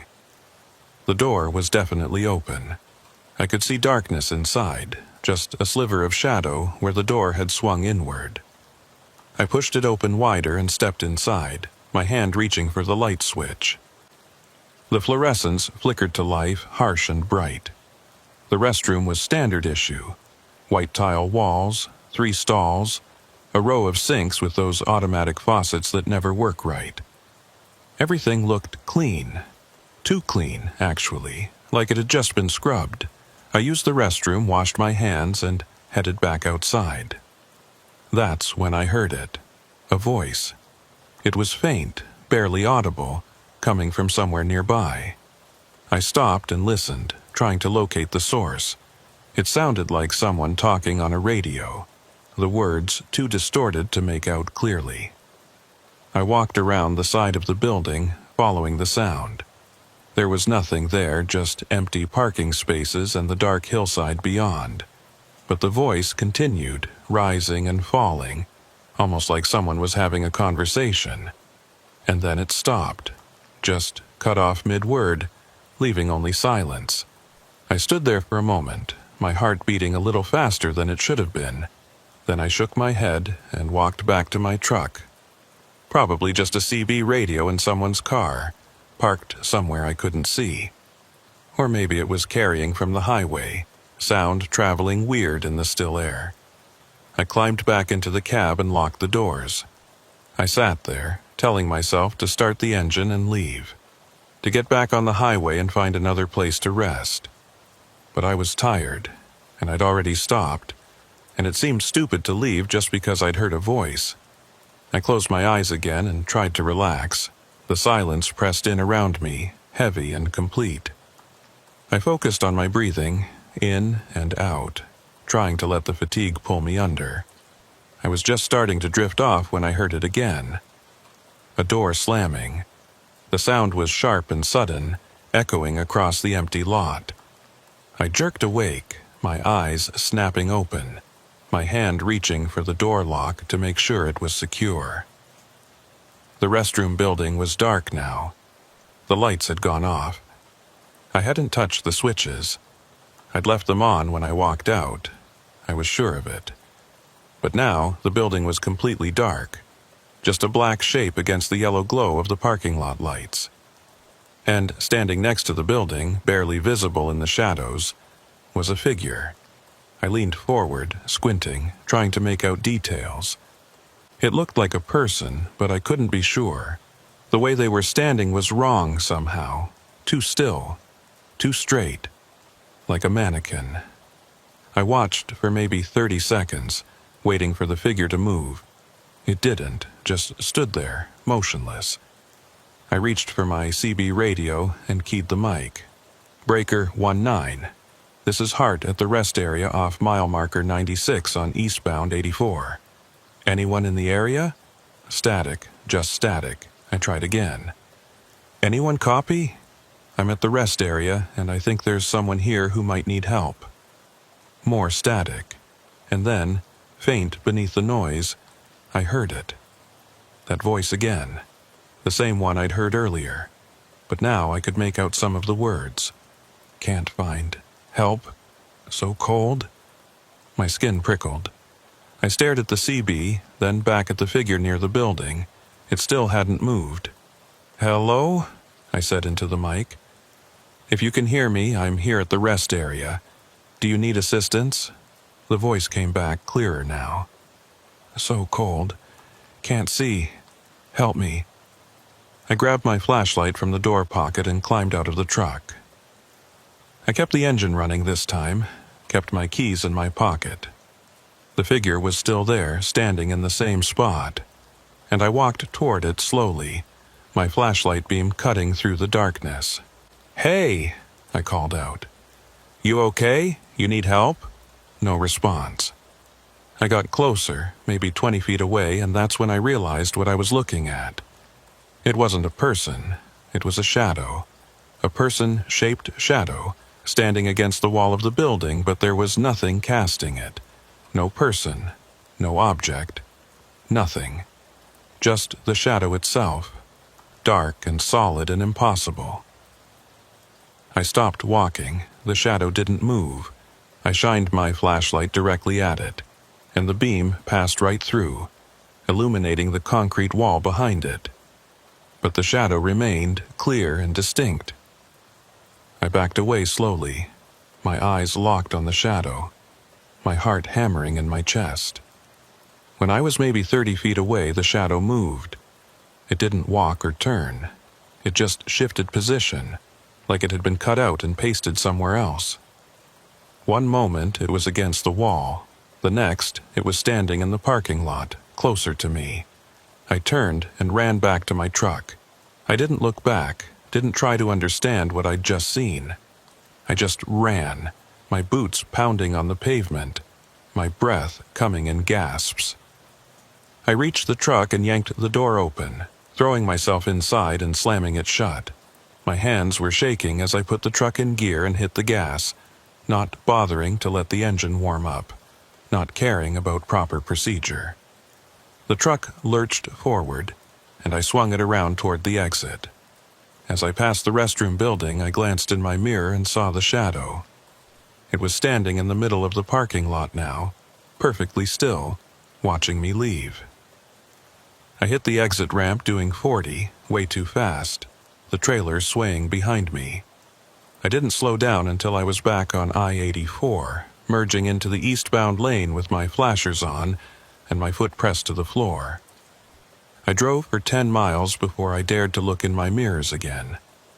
The highway behind me was empty, just darkness, and the faint glow of my taillights reflecting off the asphalt. I pulled over at the next rest area I found, a bigger one with other trucks parked in the lot and people moving around under the lights. I sat there with the engine idling, trying to calm down, trying to make sense of what I'd just seen. A shadow, a person-shaped shadow with nothing casting it. That's what I'd seen. That's what had been standing there in that empty parking lot. I thought about calling someone. Dispatch, the highway patrol, someone. But what would I tell them? That I'd seen a shadow that moved on its own? They'd think I was crazy. Hell, I was starting to think I was crazy. I pulled out my phone and did something I almost never do. I searched online for information about that rest area. I typed in I-84 mile marker 96 rest area Idaho and waited for the results to load. The first few hits were just standard information. Rest area, locations, amenities, user reviews. Nothing unusual. But then I found something that made my blood run cold. It was a forum post from 3 years ago on a trucking message board I'd never heard of. The subject line read, "Weird experience at Idaho rest stop." I clicked on it and started reading. The post was from a driver named Garrett, and he described an experience almost identical to mine. He'd stopped at the rest area late at night, found it empty, and heard voices on his CB that didn't make sense. He'd seen a figure near the restroom building that didn't move right, and he'd left in a hurry. But the detail that really got me was what he'd written at the end of his post. He'd done some research and found out that 20 years ago, a truck driver had died at that rest area. The man had pulled in during a snowstorm, apparently planning to wait it out. But the temperature had dropped to below zero, and his heater had failed. They'd found him frozen to death in his cab the next morning. The driver's name was David Kowalski, and according to the coroner's report, he'd made multiple CB radio calls for help before he died. Calls that no one had answered. I sat there staring at my phone screen, reading and rereading that post. 20 years ago. A driver dying alone, calling for help that never came. So cold. Can't see. Help me. The words I'd heard on the CB. The same words this Garrett guy had heard. The same words that David Kowalski had probably said into his radio as the cold closed in around him. I looked up at the rest area I was currently parked at. It was busy, normal, safe. Other drivers were walking to and from their trucks, lights were on in the vending area, everything was exactly as it should be. But I couldn't shake the image of that empty parking lot, those lights glowing in the darkness, that shadow standing there watching me. I put my phone away and made a decision.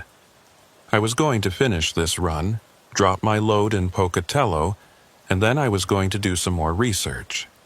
I needed to know if what I'd experienced was real, if other drivers had seen the same things, if that rest area was somehow haunted by the ghost of a man who'd died calling for help.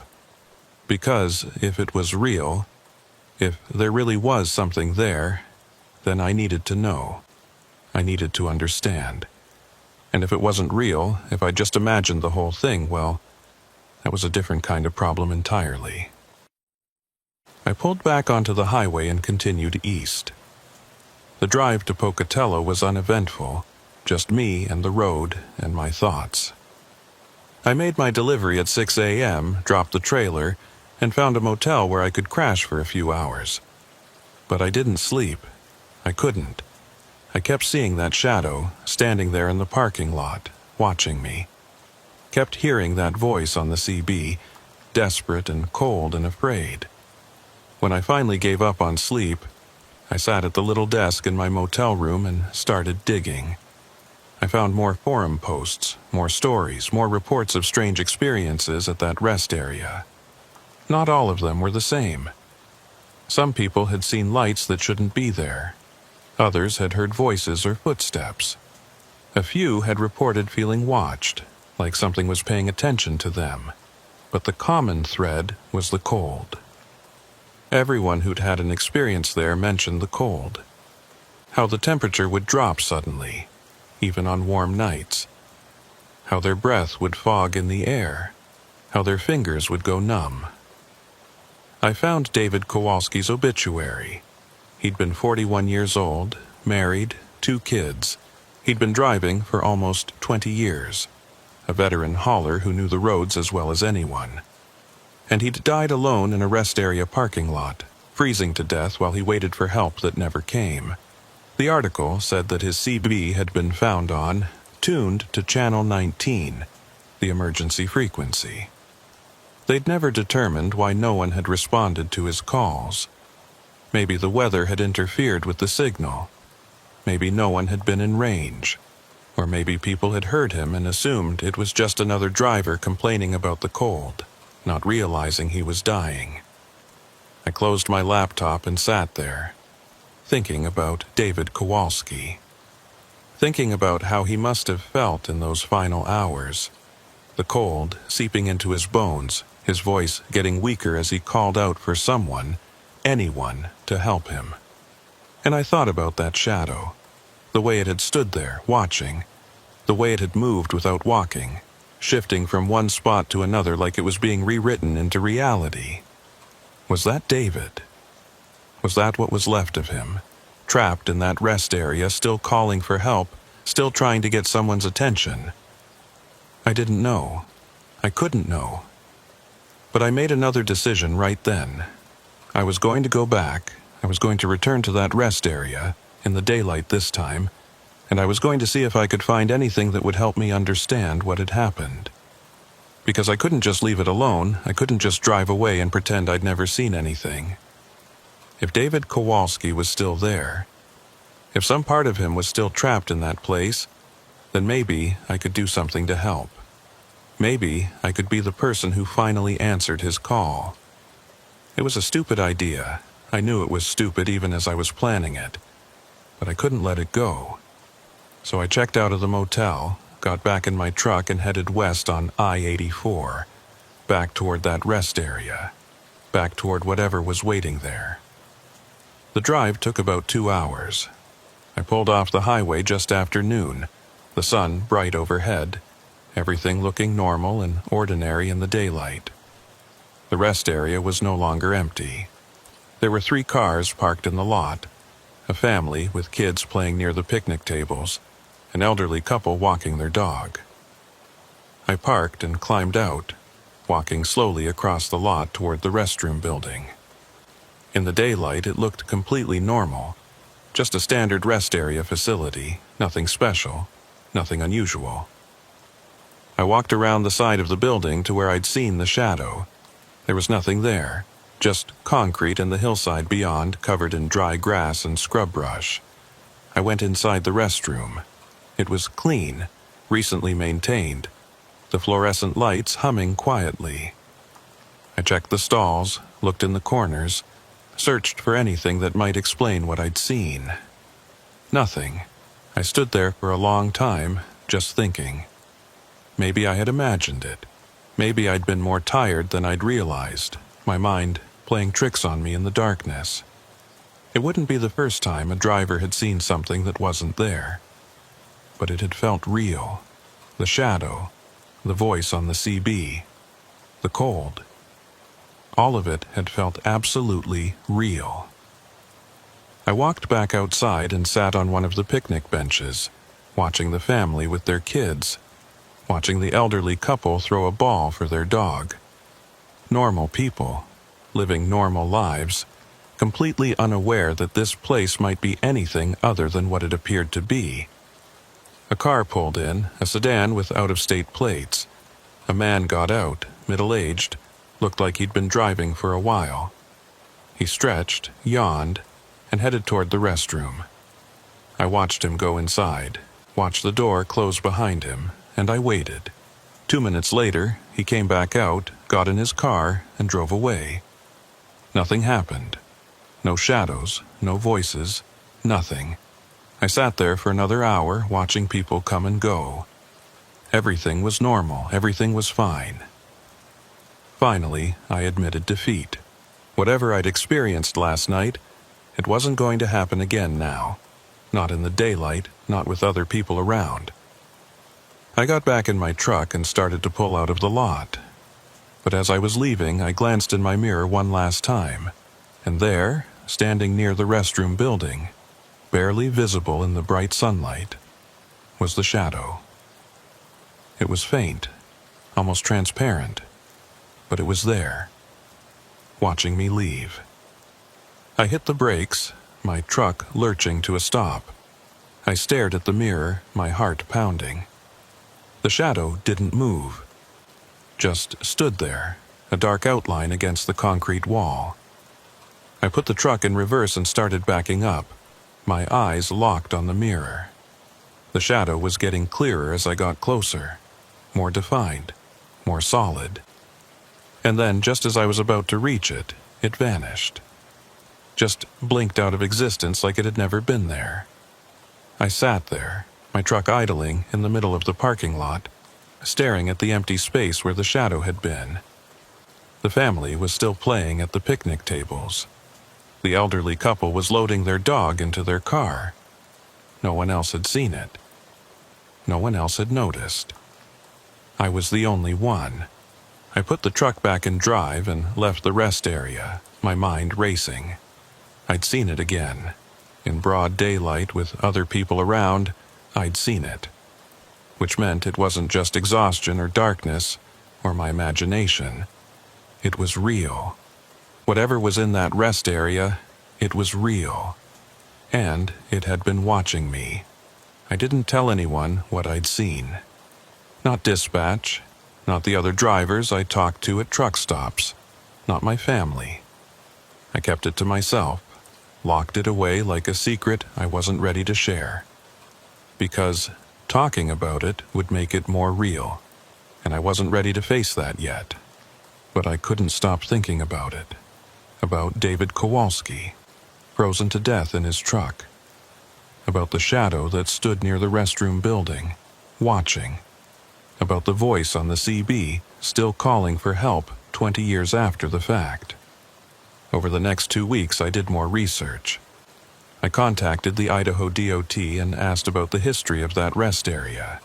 They sent me a polite email with some basic information, nothing I hadn't already found online.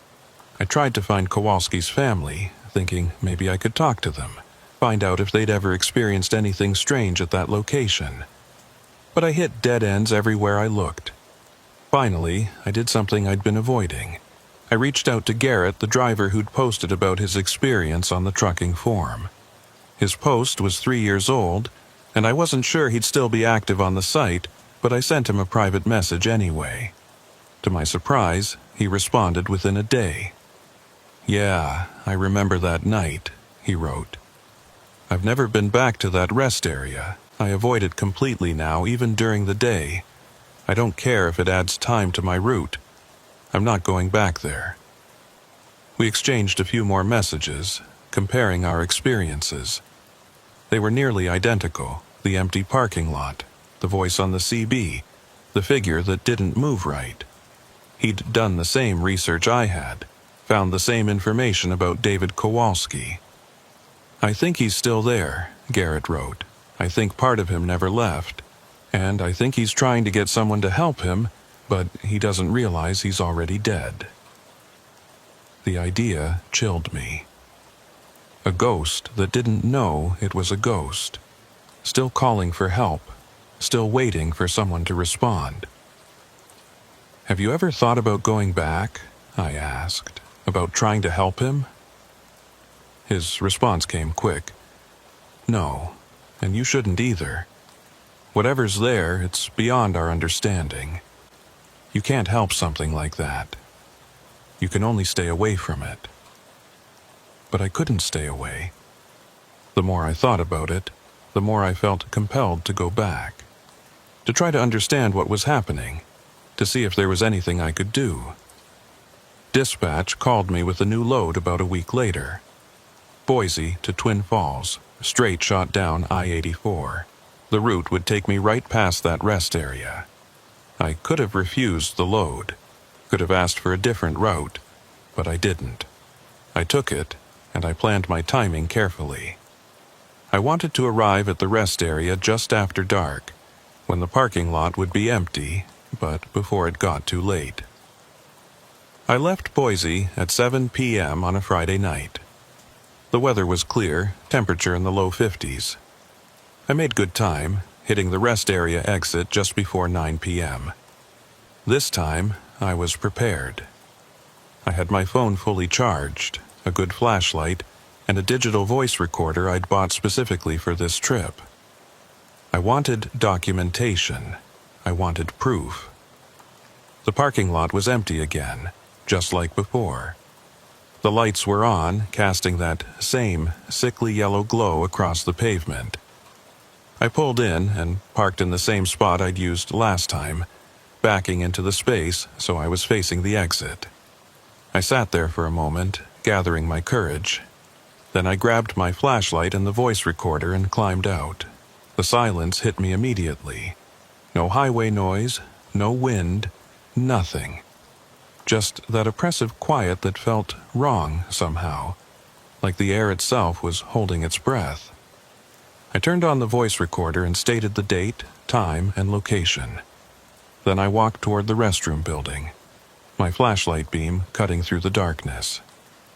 "David Kowalski," I said out loud, feeling ridiculous but pushing through it anyway. "If you're here, if you can hear me, I want to help. My name is Miguel Hart. I'm a truck driver, like you were. I know what happened to you. I know you died here." Nothing. Just silence and the hum of the parking lot lights. I walked around the building to where I'd seen the shadow. The wall was blank, just concrete and darkness. I shined my flashlight across it, looking for anything unusual. "I'm here to help," I continued.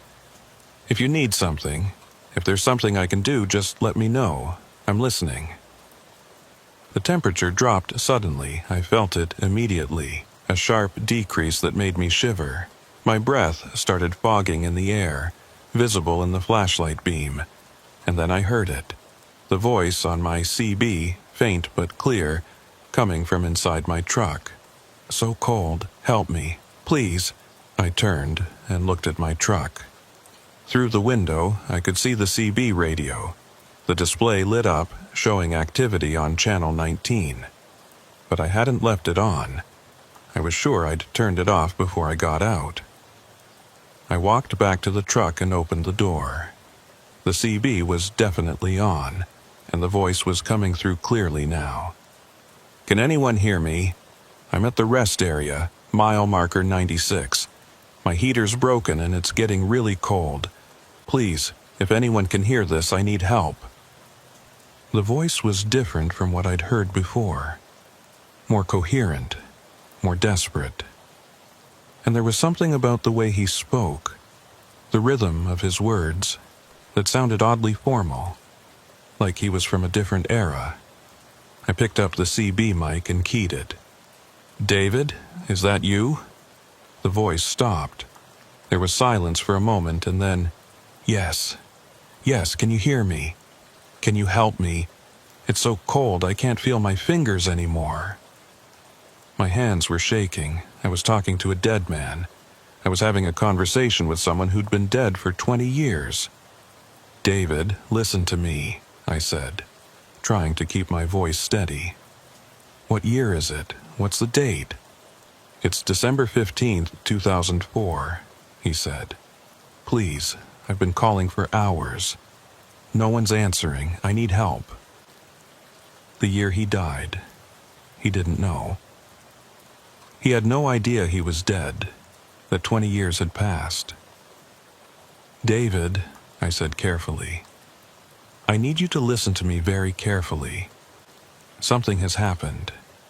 You're not where you think you are." "What? What are you talking about?" "I'm at the rest area off I-84. I pulled in because of the snow, but my heater stopped working and now I can't get warm. Please, just send someone to help me." I closed my eyes, trying to figure out what to say. How do you tell someone they're dead? How do you explain to a ghost that they've been gone for 2 decades? "David, what's the last thing you remember? Before you pulled into this rest area, There was a long pause. When he spoke again, his voice was confused. I was driving, heading to Boise. There was a storm coming in, snow, and I decided to wait it out here. I pulled in, called for a tow because my heater was broken, but no one came. And then what happened? Another pause, longer this time. I don't remember. I was waiting, and I was getting colder, and I kept calling, but no one answered, and then his voice trailed off. I waited, giving him time. I'm still waiting, he said finally, his voice small, frightened. Why is no one coming? Why won't anyone help me? Because you don't need help anymore, David, I said gently. You're not cold anymore. You're not in danger. What are you talking about? I'm freezing. I can't feel my legs. I need help. I need someone to come get me. I opened my eyes and looked out at the empty parking lot. The shadow was there, standing near the restroom building. As I watched, it moved, shifting position, and I realized what I was seeing. It wasn't a shadow. It was David's truck. The outline of an 18-wheeler, barely visible, translucent, parked exactly where he must have been when he died. And inside the cab I could see a faint glow. A figure, hunched over, barely visible. David, I said, my voice cracking slightly, look around you. Tell me what you see. I see snow. It's snowing hard. I can barely see the parking lot lights. Everything's white. But it wasn't snowing. The sky was clear, stars visible overhead. What he was seeing wasn't what was really there. He was trapped in his own moment, his own death, reliving it over and over. David, I need you to do something for me. I need you to step outside your truck. Can you do that? Outside? But it's freezing out there. I'll die. You won't die. I promise you won't die. Just step outside. Please. There was a long silence. I watched the ghostly truck, watched the figure inside, and then, slowly, the driver's side door opened. The figure that emerged wasn't solid. It was made of the same translucent material as the truck, barely visible against the darkness. But I could see enough to make out a shape. A man, middle-aged, wearing a heavy jacket. He stood next to the truck, looking around. I'm outside, his voice came through the CB. But I don't see anyone. Where are you? I stepped out of my truck, my flashlight in hand. I'm here, David, right here. Can you see me? The figure turned toward me. For a moment, we looked at each other across the parking lot, across the gap between the living and the dead. I can see a light, he said. Is that you? Yes, that's me. Walk toward the light, David. He started moving, and I realized he was walking through the snow that only he could see. His movements were slow, labored, like he was pushing through deep drifts, but there was no snow, just empty pavement. It's so cold, he said. I'm so tired. I know, but you're almost there. Just keep walking. He got closer, and I could see more details now. His face, weathered and kind. His eyes, confused and frightened. His hands, pale and shaking. He stopped maybe 10 feet away from me, and I could see him clearly now. See the frost on his jacket, the ice in his beard. Things that shouldn't be there, things that existed only in his reality. Who are you? He asked. My name is Miguel. I'm here to help you. I don't understand. Where is everyone? Where are the police? I've been calling for hours. David, I said as gently as I could, you need to understand something. A lot of time has passed, more time than you realize. What? No, I just pulled in here. It's only been... He trailed off, confusion crossing his face. How long has it been? 20 years, David. It's been 20 years since that night.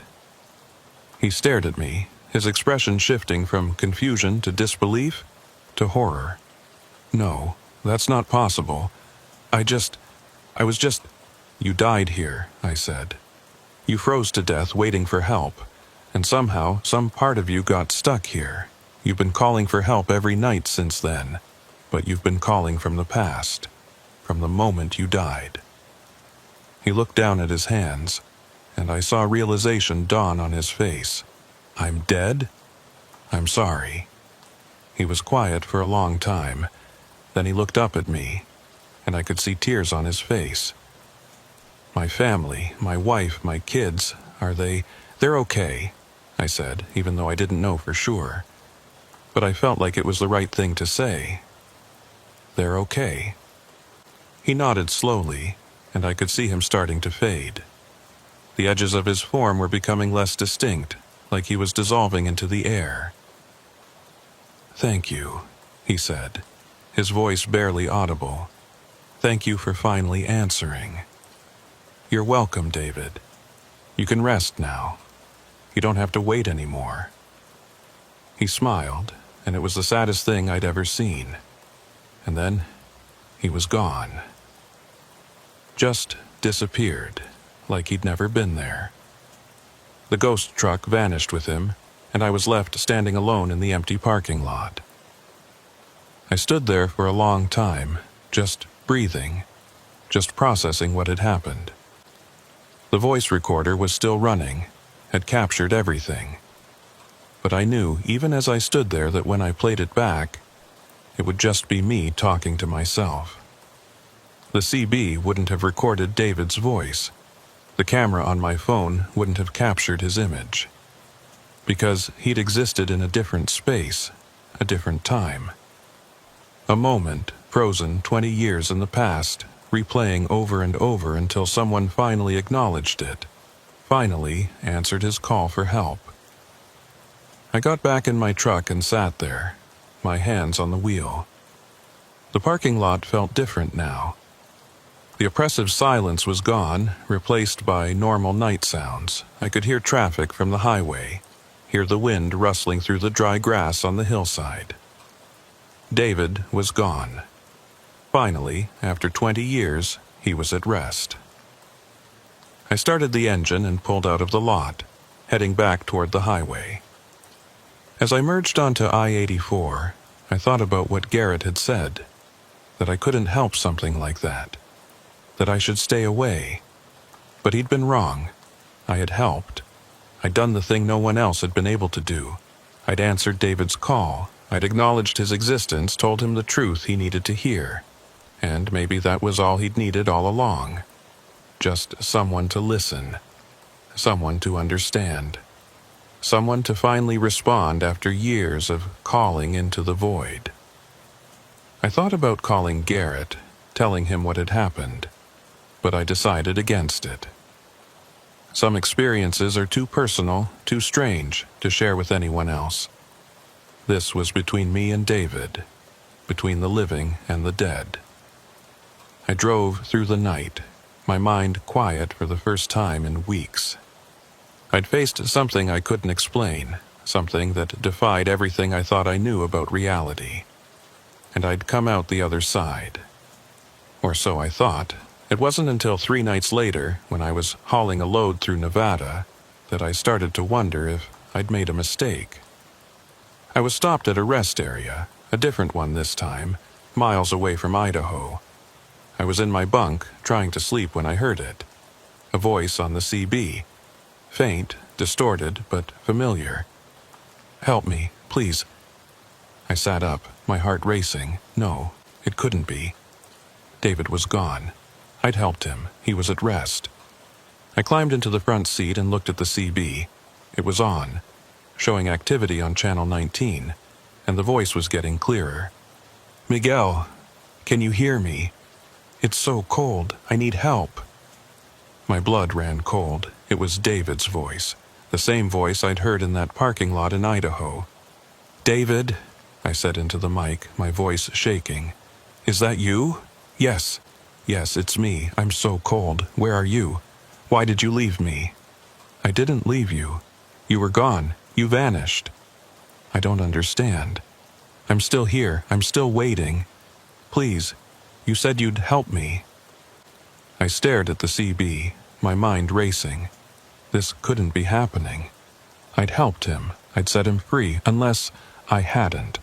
Unless all I'd done was make contact, make him aware that someone could hear him. And now he was following me, still calling for help, still trapped in his moment of death. "David, listen to me. I'm not at the rest area anymore. I'm hundreds of miles away. But I can hear you. I can hear your voice. You're close. I know you are. Please, just come back. Just help me." I turned off the CB, my hands shaking. But I could still hear his voice, faint but persistent, coming from somewhere outside the truck. I looked out the window, scanning the darkened rest area, and there, standing under one of the lights, was the shadow. The same translucent figure I'd seen in Idaho, watching me. I locked the doors and started the engine. I didn't wait. I just drove, pulling out of the rest area and back onto the highway as fast as I could. But as I drove, I kept checking my mirrors. And every time I looked, I could see him. David, standing on the side of the road, watching me pass. Always in the same position, head down, hands at his sides. Following me. I drove straight through to Denver, not stopping except for fuel and food, and even then only at busy places with lots of people around. Every time I checked my mirrors, I half expected to see him standing there. David, the ghost I'd tried to help. But he was gone, or at least he wasn't visible anymore. The CB stayed silent. The shadows stayed normal. Whatever had happened at that rest area in Nevada, it hadn't followed me beyond that night. Or so I wanted to believe. I delivered my load and took 3 days off, holed up in a cheap motel room trying to figure out what to do. I'd made contact with something I shouldn't have. I'd opened a door I didn't know how to close. On the 4th day, I got a call from my dispatcher. They had a load heading from Denver back to Boise. I almost said no. Almost told them I was done with Idaho routes. Done with anything that would take me near that rest area. But refusing would raise questions I wasn't ready to answer. So I said yes, and I planned my route carefully, making sure I'd hit that stretch of I-84 during daylight hours when the rest area would be full of normal people living normal lives. I left Denver at 4 a.m., pushing hard to make time.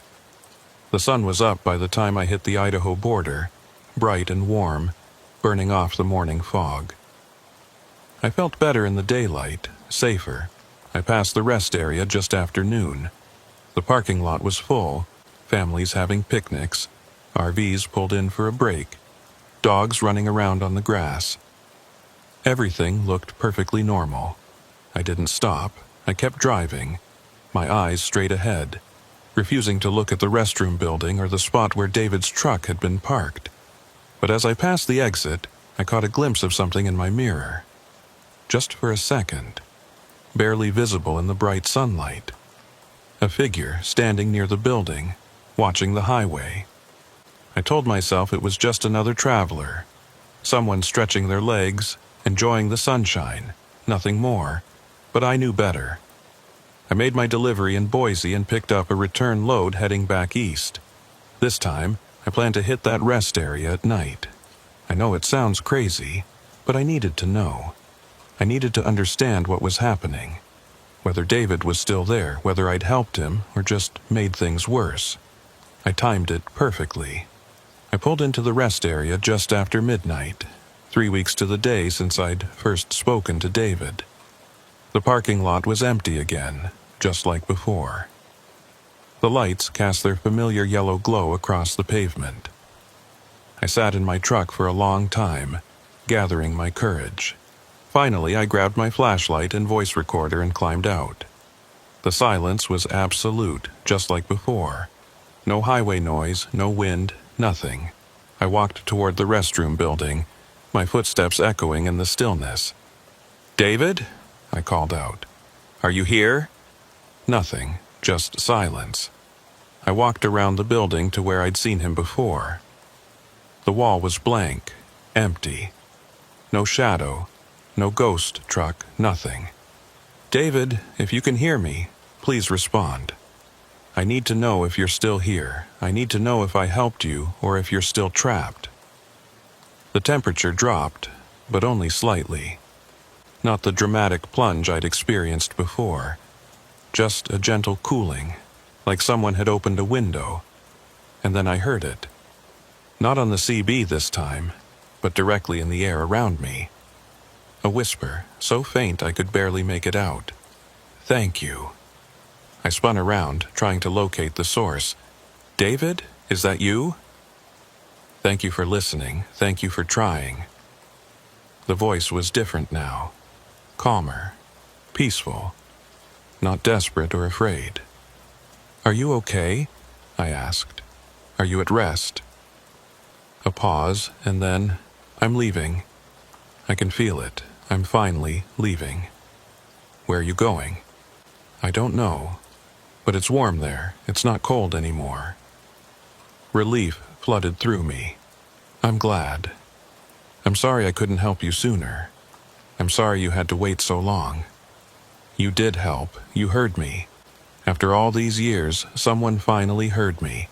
That's all I needed. The air around me started to warm, the cold dissipating like fog in sunlight. I could feel him fading, moving on to wherever it was that ghosts go when they finally let go. David, wait. Before you go, I need to know. Why did you follow me? Why did I see you at that rest area in Nevada? Another pause, longer this time. When he spoke again, his voice was fainter, like he was speaking from a great distance. I wasn't following you. That wasn't me. That was something else. Something that's been here longer than I have. My blood ran cold. What do you mean? What else is here? This place. It's not just me. There are others, trapped like I was. Some of them don't even remember who they were. They're just echoes, shadows. And some of them are angry. Angry at what? At being forgotten, at being left behind, at dying alone. I thought about the shadow I'd seen in Nevada, the voice on the CB that had sounded like David but somehow wasn't quite right. David, did I make a mistake? Did I wake something up that should have stayed asleep? His voice was barely audible now, fading with every word. No. You did the right thing. You gave me peace.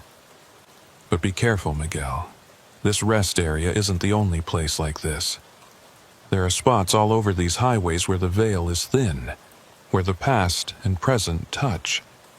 And not all the things trapped there are as harmless as I was. How do I know which places are dangerous? You'll feel it, like you felt it here. That wrongness in the air, that silence that's too heavy. Trust your instincts. And if you ever hear someone calling for help on the CB late at night, someone who sounds lost and afraid, think carefully before you answer. Because sometimes the thing calling isn't looking for help, it's looking for company. David, I have to go now. Thank you, Miguel. Thank you for giving me peace. And then he was gone. Not faded, not disappeared gradually, just gone. One moment I could feel his presence, and the next there was nothing. Just normal night air, and the distant sound of traffic on the highway. I stood there for a long time, processing what he'd said. There were other places like this, other rest areas, other stretches of highway where the dead lingered. And I'd stumbled onto one of them, had made contact with something that existed between worlds. I walked back to my truck, my mind racing. I should have felt relieved. I'd helped David, given him the peace he needed. That was a good thing. But his warning echoed in my head. Not all the things trapped there are as harmless as I was. I climbed into my truck and sat there, staring at the empty parking lot. And that's when I noticed it. The restroom building lights were off, all of them. not just the interior lights. The whole building was dark. But the parking lot lights were still on, still glowing that sickly yellow, still illuminating everything around them. I looked closer at the building and my stomach dropped. The door was open, wide open, and there was something moving inside. I couldn't see what it was, just a shifting darkness, like smoke moving against a wall, but I could feel it watching me, could feel its attention focused on my truck, on me. David's words came back. Some of them are angry. I started the engine, my hands shaking. The darkness inside the building shifted, and for just a moment, I saw it clearly. A figure, but not like David had been. This one was wrong, distorted. Its shape didn't make sense, like it was several people overlapping, existing in the same space, and it was moving toward the door.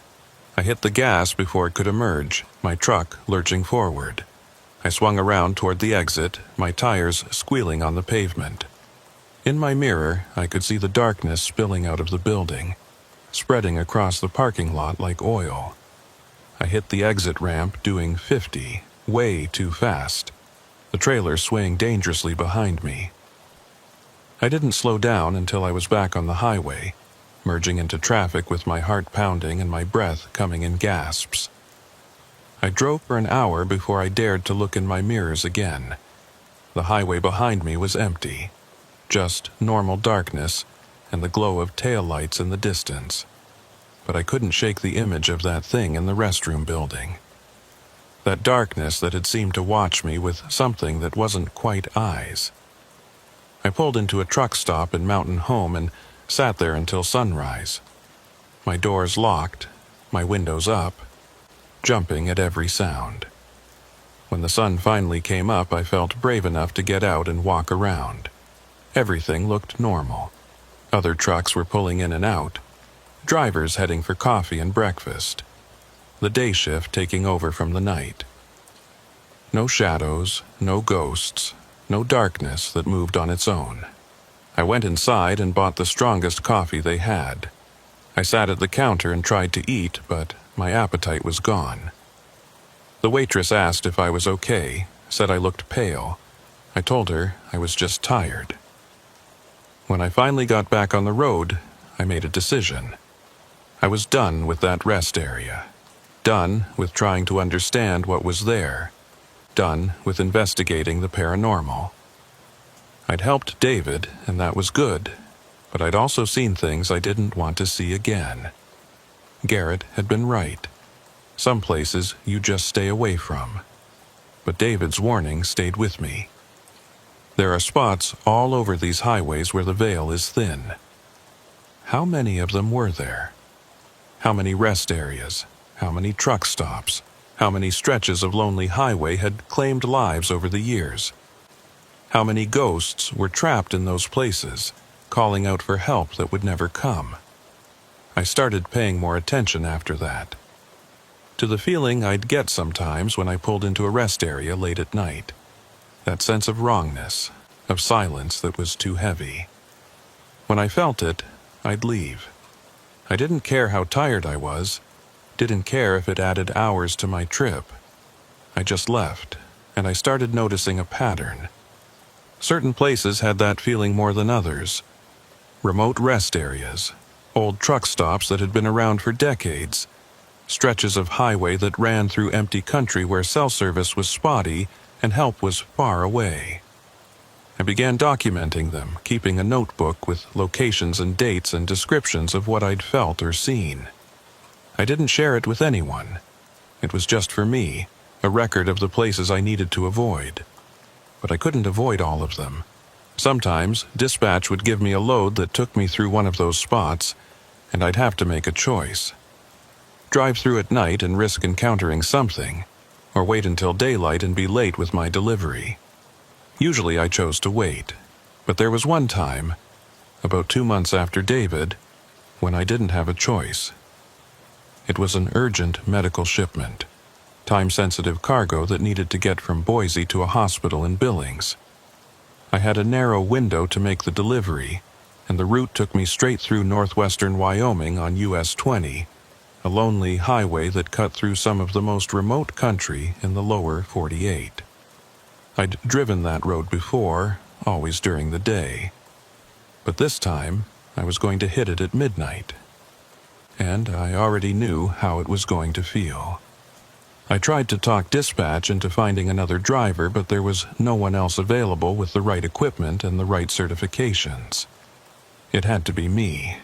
So I took the load, and I headed east from Boise with a sense of dread settling in my stomach like a stone.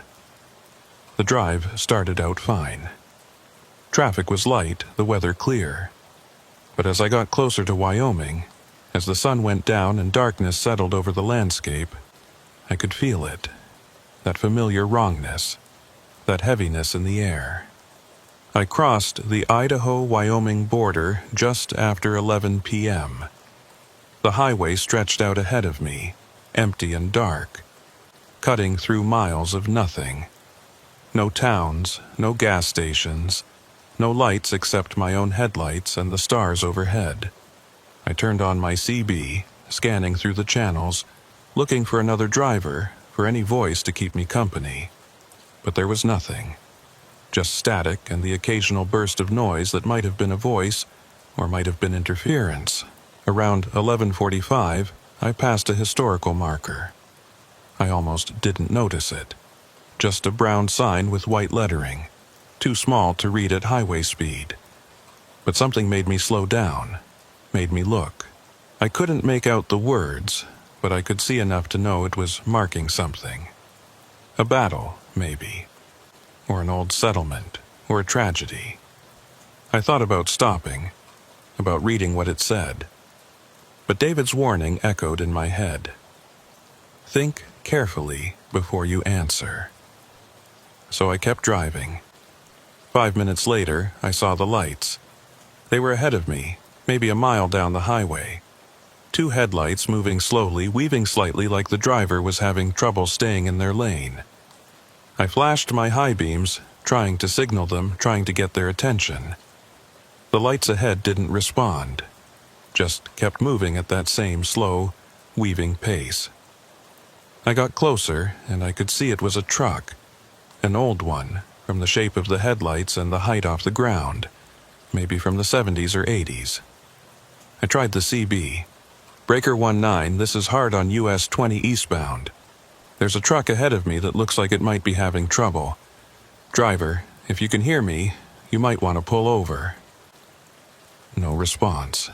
Just static. I got closer still, maybe 100 yards behind, and that's when I noticed something wrong. The truck wasn't leaving any tire marks on the wet pavement.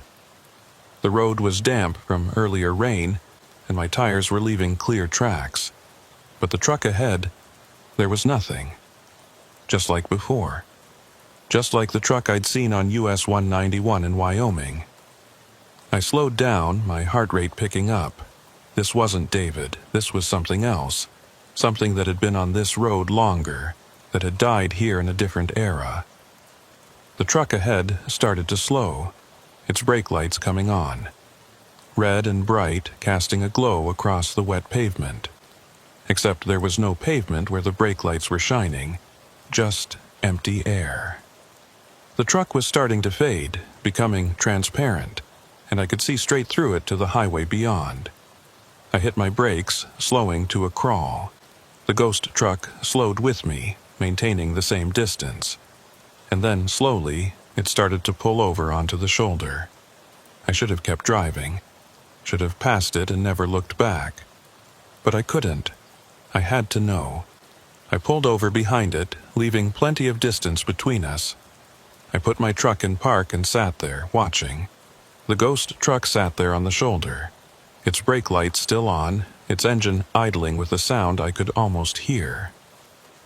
And then the driver's door opened. A figure climbed out. Tall, wearing what looked like denim and a flannel shirt. He walked around to the front of his truck, and I could see him clearly in my headlights. He was looking at his engine, like he was checking for a problem. His movements were slow, methodical, normal. Except he was transparent. I could see the hillside behind him, see the sagebrush and rocks through his body. He stood there for maybe 30 seconds looking at his engine. And then he turned and looked directly at my truck. Directly at me. I couldn't see his face. It was too dark, too distorted. But I could feel his gaze, could feel him staring at me through the windshield. And then he started walking toward me. I didn't wait. I hit the gas and pulled back onto the highway, my tires squealing as they fought for traction on the wet road. In my mirror, I could see him standing there in the middle of the highway watching me drive away. But he wasn't alone anymore. There were other figures now, emerging from the darkness on either side of the road. Shadows and shapes and things that didn't quite make sense. Some of them looked human, others didn't. They were all watching me, all standing there on that lonely stretch of highway, watching my truck disappear into the distance. I drove for 20 miles before I dared to slow down. My hands were shaking so badly I could barely hold the wheel. My breath was coming in short gasps, and my heart felt like it was going to explode. David had been right.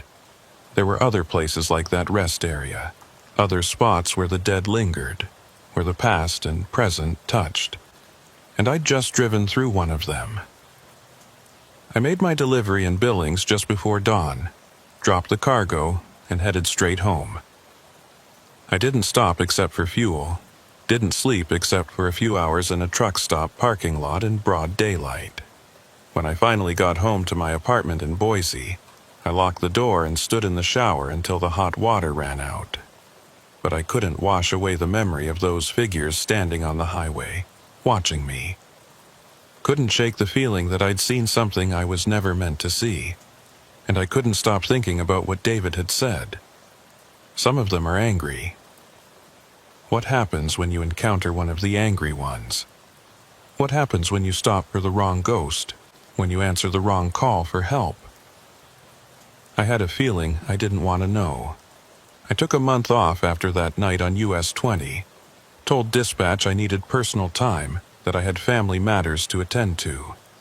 They didn't ask questions, just marked me as unavailable and moved on. I spent that month trying to process everything that had happened, trying to make sense of the things I'd seen, the voices I'd heard, the shadows that moved on their own. I read everything I could find about hauntings, about ghosts, about places where the veil between worlds was thin. Most of it was nonsense. Ghost hunting websites full of blurry photos and wild speculation. Forums where people claimed to have seen angels or demons or interdimensional beings.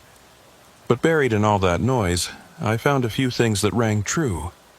Stories from other drivers who'd had experiences similar to mine. Accounts of rest areas and truck stops that felt wrong, where people saw things that couldn't be explained.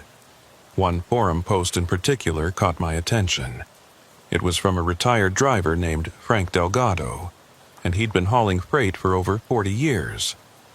He claimed to have a list of locations across the western United States where drivers had reported paranormal activity. Rest areas, stretches of highway, truck stops, places where people had died alone, where tragedies had occurred, where the boundary between the living and the dead was somehow compromised. I sent him a private message asking if he'd be willing to share his list. To my surprise, he responded within hours. "I've been waiting for someone to ask," he wrote. "Most drivers don't want to talk about this stuff. They think it makes them sound crazy. But I know what I've experienced, and I know I'm not alone." He attached a document to his message. It was a spreadsheet, meticulously maintained, with over 300 entries. Each one listed a location, a date, and a brief description of what had been reported there. I scrolled through it, my stomach sinking. The rest area on I-84 was there, mile marker 96, with multiple entries spanning decades. The stretch of US 20 where I'd seen the ghost truck was there too. And dozens of other locations I'd driven past without a second thought. One entry jumped out at me. A truck stop in eastern Oregon, right off I-84 near Baker City. The description was simple. Shadow figures.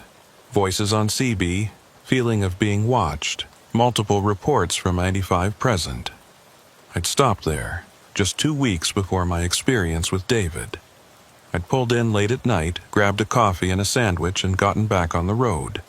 I hadn't noticed anything unusual at the time, but now I wondered if I'd just been lucky. If I'd left before, whatever was there had decided to make itself known. Frank's next message came through while I was still reading the list. I put this together over the years, collecting stories from drivers I met on the road. Some of them wouldn't let me use their names. Some of them made me promise never to share it publicly. But I think it's important that people know, that they're warned. What causes it? I asked. Why are these specific places haunted? His response came quick. Death, loneliness, despair. These highways have been around for decades, some of them for over a century if you count the original wagon routes. Thousands of people have died on these roads. Accidents, breakdowns, exposure, violence, and some of them, the ones who died alone and afraid, they get stuck. They can't move on. They're trapped in that moment, in that place, reliving it over and over.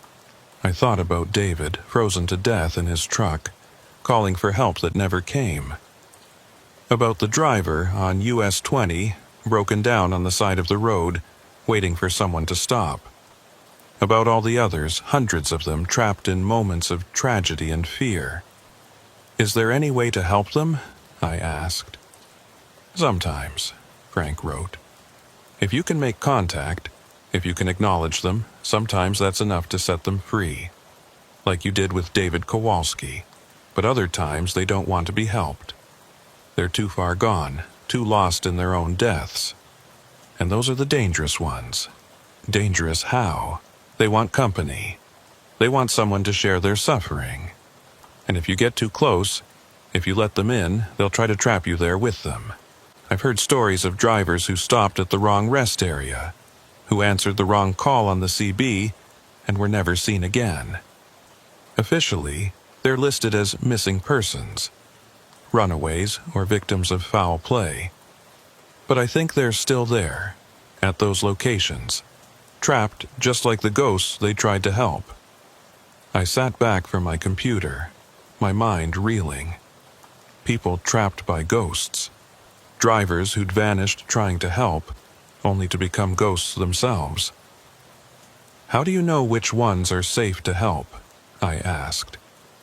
You don't, Frank wrote. That's the problem. You can't tell the difference between someone like David who just needs to be acknowledged and something darker that wants to drag you down with it. My advice: stay away from all of them. When you feel that wrongness, that heaviness in the air, just keep driving. Don't stop, don't investigate, don't try to be a hero. But I couldn't do that. Not after helping David. Not after seeing the peace on his face when he finally understood that he could let go. What if there are more like him? I asked. What if there are other drivers trapped out there who just need someone to listen? Someone to help them understand what happened? Frank's response took a long time to come through.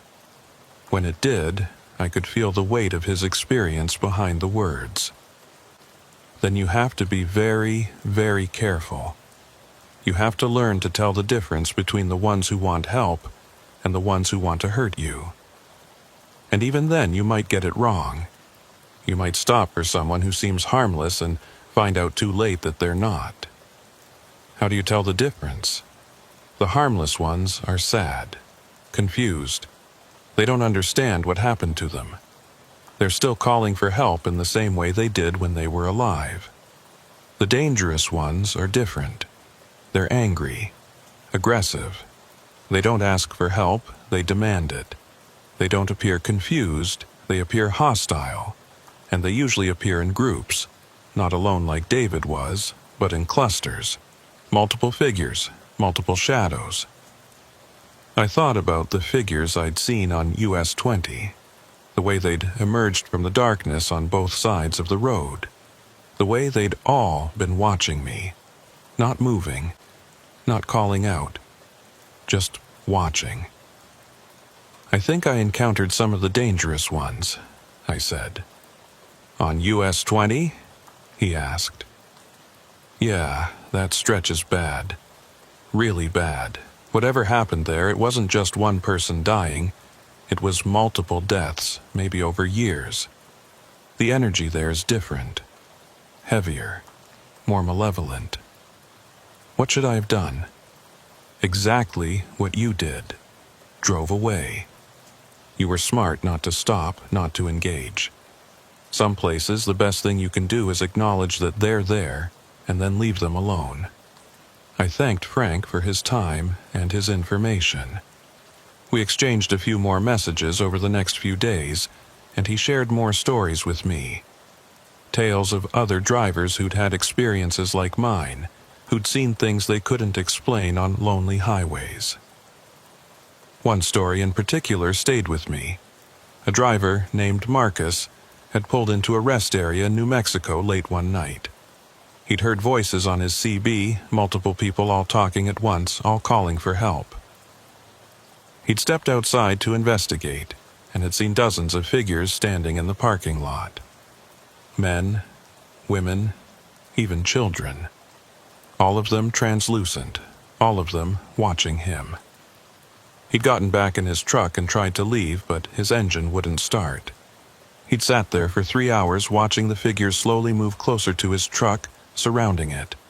They'd press their hands against his windows, their faces blank and expressionless. Finally, as the sun started to rise, they'd faded away. His engine had started on the first try, and he'd left without looking back. He quit driving after that, Frank wrote. Said he couldn't handle the thought of being trapped like that again. Last I heard, he was working in a warehouse somewhere, staying as far from highways as he could get. I didn't blame him. The thought of being surrounded by ghosts, unable to escape, was terrifying. But I couldn't quit. This was my career, my livelihood. And more than that, I felt a responsibility now. I'd helped David find peace. Maybe I could help others. So when my month off was up, I went back to work, but I went back smarter, more prepared. I carried Frank's list with me, memorizing the locations I needed to avoid, or at least approach with extreme caution. I installed a better CB radio, one with recording capabilities so I could document anything unusual I heard. And I started carrying something else too: salt, iron nails, a small vial of blessed water I'd gotten from a church. I know how it sounds, like something out of a horror movie. But Frank had told me that traditional protections sometimes worked, that there was truth buried in those old superstitions. So I kept them in my truck, just in case. My first run back was a simple one: Boise to Twin Falls and back, all during daylight hours. Nothing unusual happened. No ghosts, no voices, no shadows. Just a normal day of work. But on my second run, things got weird again. I was heading north on US 93, a long, lonely highway that cuts through the Nevada desert. It was just after midnight, the road empty except for me, when I passed a broken-down car on the shoulder. It was an old sedan, maybe from the 80s, with its hood up and its hazard lights flashing. And standing next to it was a woman, waving her arms, trying to flag me down. I slowed down, my instincts warring with each other. On one hand, this could be someone who genuinely needed help, a real person in a real emergency. On the other hand, Frank's list had an entry for US 93. Multiple reports of people seeing figures on the side of the road that vanished when approached. I pulled over about 50 yards past the car and sat there, watching in my mirrors. The woman was still there, still waving. She looked solid, real, not transparent like David had been, not shadowy like the figures on US 20. I grabbed my CB mic. "Breaker 19, this is Hart on northbound 93. There's a broken-down vehicle at mile marker 112. Driver appears to need assistance. Anyone in the area? No response. Just static. I tried again, and this time I got an answer. A crackling voice, faint but audible. Copy that, Hart. This is Patrol Unit 7. We're about 30 miles south of your position. Can you stay with the vehicle until we arrive? Relief flooded through me.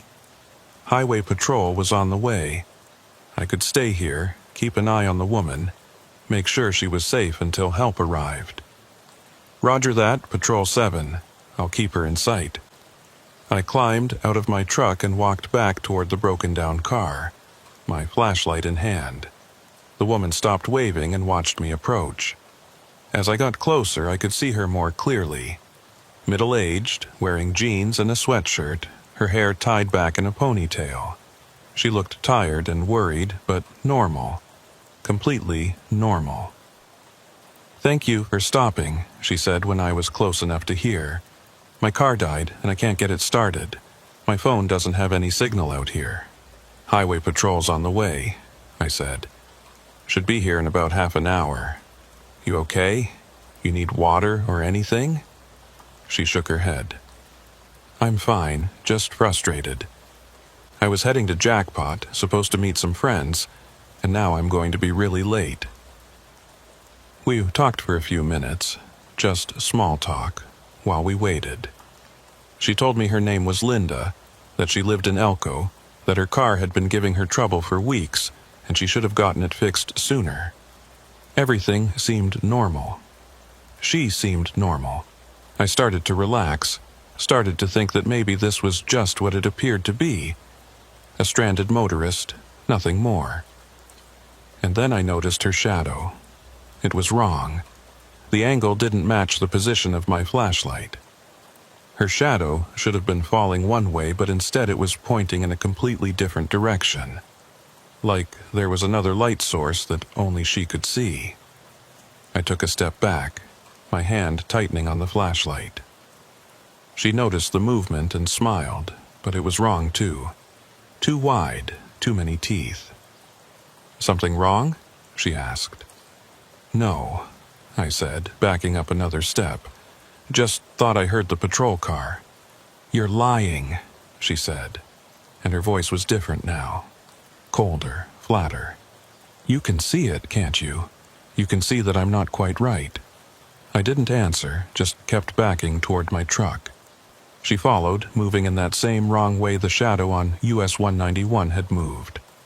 Not walking, but shifting position, like she was being cut and pasted through space. "Don't leave," she said, and now there were other voices joining hers, speaking in unison. "Stay with us. We've been alone for so long." I turned and ran. The truck was 50 yards away, and I covered the distance faster than I ever had before. I could hear her behind me, or them, multiple voices all speaking at once, all begging me to stay. I reached the truck and threw myself inside, slamming the door and locking it. In my mirror, I could see her standing in the middle of the highway, not moving, just watching. And around her, other figures were appearing. Shadows and shapes, all of them watching my truck. I started the engine and hit the gas, not caring that I was leaving someone behind, not caring that it might have been a real person who needed help. Because I knew it wasn't. I knew what I'd seen. The figures didn't follow, they just stood there in the highway, growing smaller in my mirror as I drove away. And after a mile or so, they vanished entirely, like they'd never been there. I called Highway Patrol on my CB, asked if Unit 7 was still heading to mile marker 112. The dispatcher said there was no Unit 7 in that area, that they hadn't received any calls about a stranded motorist. The voice I'd heard on the CB hadn't been real, just another trick, another attempt to get me to stop, to stay, to become one of them. I drove straight through to my destination, not stopping except for fuel, and even then only at busy truck stops with lots of people around. I was shaking the whole way, my hands white-knuckled on the steering wheel. Frank had been right. Some of them were dangerous. Some of them didn't want help. They wanted company. They wanted to trap you in their moment, in their death, and keep you there forever. I updated my personal list that night, adding US 93 mile marker 112 to the locations I needed to avoid at all costs. And I made a new rule for myself. If I see someone stranded on the side of the road in one of these locations, I call it in, but I don't stop.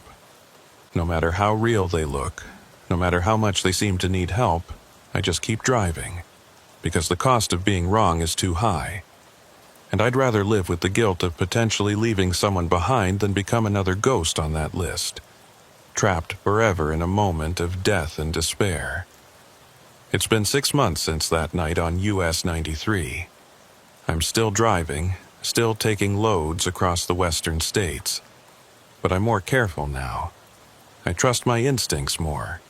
When I feel that wrongness, that heaviness in the air, I listen to it. I've added 17 more locations to my personal list, places where I've felt that sense of something watching, something waiting. I avoid them when I can, and when I can't, I drive through as quickly as possible, my eyes straight ahead, my CB turned off. And sometimes, late at night when I'm alone on an empty highway, I think about David, about how I helped him find peace, how I gave him the answer he'd been waiting 20 years to hear. I think about all the others out there, trapped in their moments of death, still calling for help, still waiting for someone to acknowledge them. And I wonder, how many of them are like David, harmless and confused, just needing someone to listen? And how many of them are like the things on US 20, or the woman on US 93, angry and malevolent, looking for victims to share their fate? I don't have an answer. I don't think anyone does. All I know is that these highways are haunted, that the dead linger in certain places, trapped between worlds, unable to move on. And I know that I'll keep driving these roads because it's what I do, but I'll be careful. I'll be smart. I'll trust my instincts and Frank's list and everything I've learned. Because out here, on these lonely highways in the dead of night, the line between the living and the dead is thinner than most people realize, and sometimes that line disappears entirely. I've been driving trucks for 31 years now, and I thought I'd seen every kind of person this country had to offer. Hitchhikers with stories that would make your hair stand on end. Drifters who looked like they hadn't slept in weeks. People stranded on the side of the road with cars that would never run again. I'd given rides to some of them back when I was younger and more trusting. But after a close call outside of Reno in '98, I stopped picking up strangers. No exceptions. No matter how desperate they looked. That rule served me well for 26 years, until last October when I broke it, or thought I did anyway. My name is Dustin Hale. I'm 54 years old, been hauling freight since I was 23. Started out doing local deliveries in California, worked my way up to cross-country runs. These days, I mostly stick to the western states, running loads between Nevada, Arizona, and Utah. It's good money, and I know the routes like the back of my hand. The run that changed everything was supposed to be routine. I'd picked up a load of bottled water in Las Vegas, heading north to Reno on US 95. It's a lonely highway, cuts straight through the Nevada desert for hours without much civilization. Just scrub brush and rock formations and the occasional gas station. I'd done the run hundreds of times before. Nothing special about it. I left Vegas around 4 in the afternoon on a Tuesday, planning to make Reno by midnight. The weather was clear, temperature dropping as the sun went down. I remember thinking it was perfect driving weather. The kind of night where you could just zone out and let the miles roll by. The radio was playing some old country station out of Tonopah. and I had a thermos of coffee in the cup holder. Everything was routine. Everything was normal. By the time I hit Tonopah, it was full dark and cold enough that I could see my breath when I stopped for fuel. I grabbed a sandwich from the gas station, one of those pre-wrapped things that taste like cardboard, and stood outside for a few minutes stretching my legs. The night was clear, stars so bright they looked like holes punched in black paper. There was no wind, no sound except the distant hum of the highway. It should have been peaceful, but something about it felt off. Too quiet, maybe. Too still. I shook off the feeling and got back in the truck. Probably just tired, I told myself. You drive long enough, you start imagining things, start seeing patterns where there aren't any. I was about 20 miles north of Tonopah when I saw him for the first time. He was standing on the shoulder, thumb out, the universal sign for a hitchhiker. Middle-aged guy, maybe 45, wearing a brown jacket and jeans. He had a duffel bag at his feet and that look desperate people get when they've been waiting too long. I slowed down slightly out of habit, then caught myself and kept going. No rides. No exceptions. I watched him disappear in my mirror, just another person I'd left behind on a lonely road. About 40 miles later, I saw him again. Same guy, same brown jacket, same duffel bag. Standing on the shoulder with his thumb out, looking at my truck as I approached. I felt my stomach tighten. It couldn't be the same person. There was no way he could have gotten ahead of me, not in 40 miles, not without a vehicle. I slowed down more this time, staring at him as I passed. He looked exactly the same. Same face, same posture, same desperate expression. He even had the same small tear in the shoulder of his jacket that I'd noticed the first time. I grabbed my CB mic. Breaker 19, this is Hale on northbound 95. Anyone else out here seeing a hitchhiker in a brown jacket? Static. Nothing but static. I tried again, looking for a radio check. Anybody copy? More static, and then a faint voice, barely audible.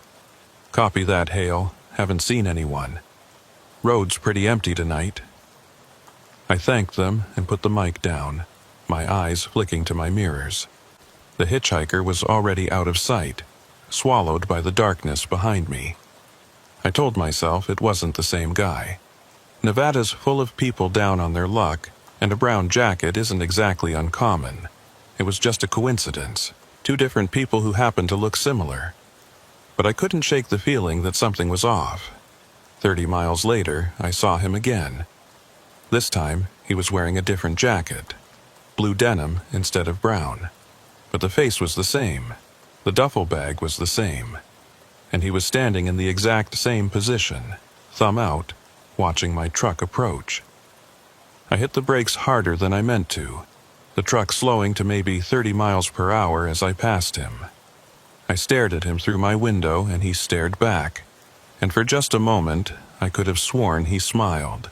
Not a friendly smile, something else, something knowing. I sped up again, my heart pounding, 3 times. I'd seen him 3 times now, each time getting ahead of me somehow, each time waiting on the shoulder like he knew I was coming. I pulled out my phone and checked the dash cam footage.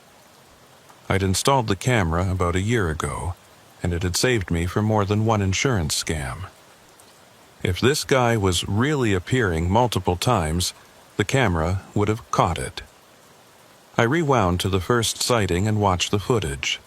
The highway stretched out ahead of me, empty. No hitchhiker, no person at all, just bare shoulder and desert scrub. I checked the second sighting, same thing, empty road. My hands were shaking as I checked the third sighting. I could remember seeing him clearly, could remember the blue denim jacket, the way he'd smiled at me, but on the camera, there was nothing. Just empty highway. I put my phone down and focused on driving. This wasn't real. It couldn't be real. I was tired, that was all. My mind was playing tricks on me, making me see things that weren't there. But when I saw him the 4th time, I knew I wasn't imagining it. He was standing in the middle of the road this time, not on the shoulder, right in the center of the northbound lane, blocking my path. And he was wearing the brown jacket again, the one from the first sighting. I slammed on the brakes, the truck shuddering as the ABS kicked in. I came to a stop maybe 15 feet from him, my headlights illuminating him clearly. He didn't move, just stood there, looking at me, his hand raised like he was asking me to stop. I sat there, frozen, my hands gripping the wheel. Up close, I could see more details. He looked familiar somehow, like someone I'd seen before but couldn't quite place. His face was weathered, lined with age and hard living. His eyes were dark, intense. He walked toward my truck slowly, deliberately. When he reached my window, he knocked on the glass. "I need a ride," he said. His voice was muffled by the window, but I could hear him clearly enough. "Please. I've been waiting so long." "I don't give rides," I said through the glass. "Sorry." He smiled that same unsettling smile I'd seen before. "You will. Eventually, you all do." "Who are you?" I asked. "How do you keep getting ahead of me?" "I'm not ahead of you," he said. "I'm exactly where I've always been. You're the one who keeps moving past me." That didn't make sense. None of this made sense. I reached for the gear shift, ready to put the truck in reverse and back away from him. "Wait," he said, his hand pressed against my window. "Don't you recognize me?" "Look closer." I did look closer, studying his face in the glow of my headlights, and that's when it hit me. I did recognize him. He looked like someone I'd known. Someone from a long time ago. He looked like my brother.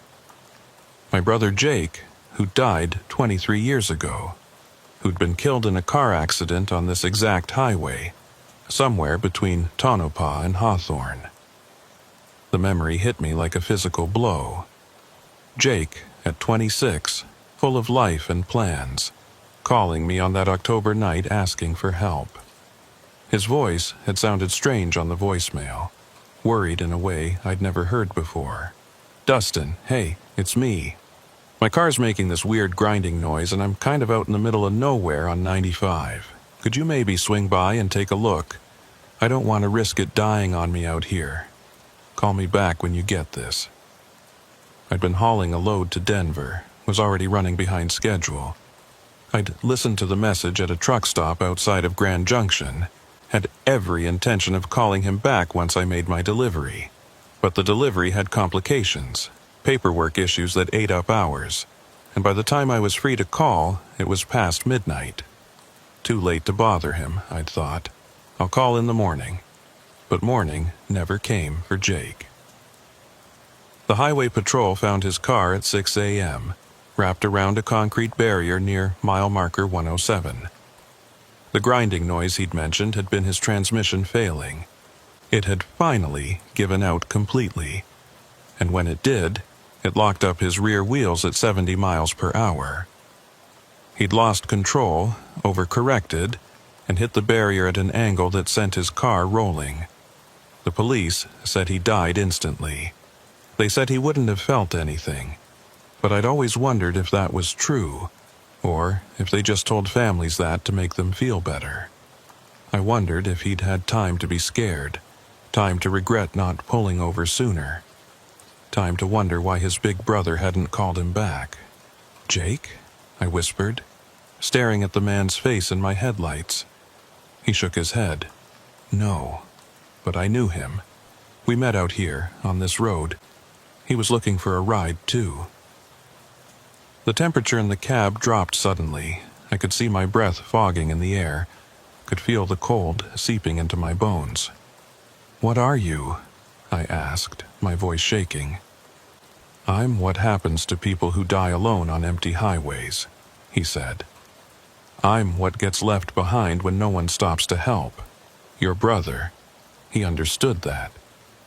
At the end, when he was lying in his car, bleeding out, waiting for someone to stop, he understood. Jake's accident was quick, I said.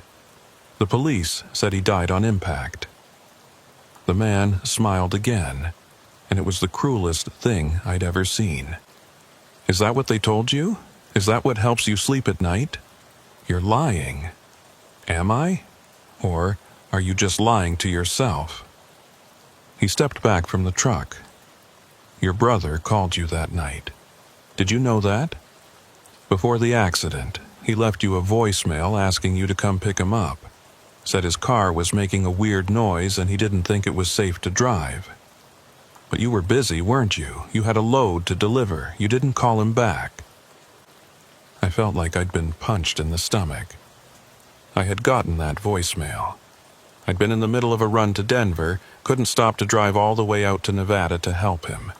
I'd planned to call him back when I finished my delivery, but by then it was too late.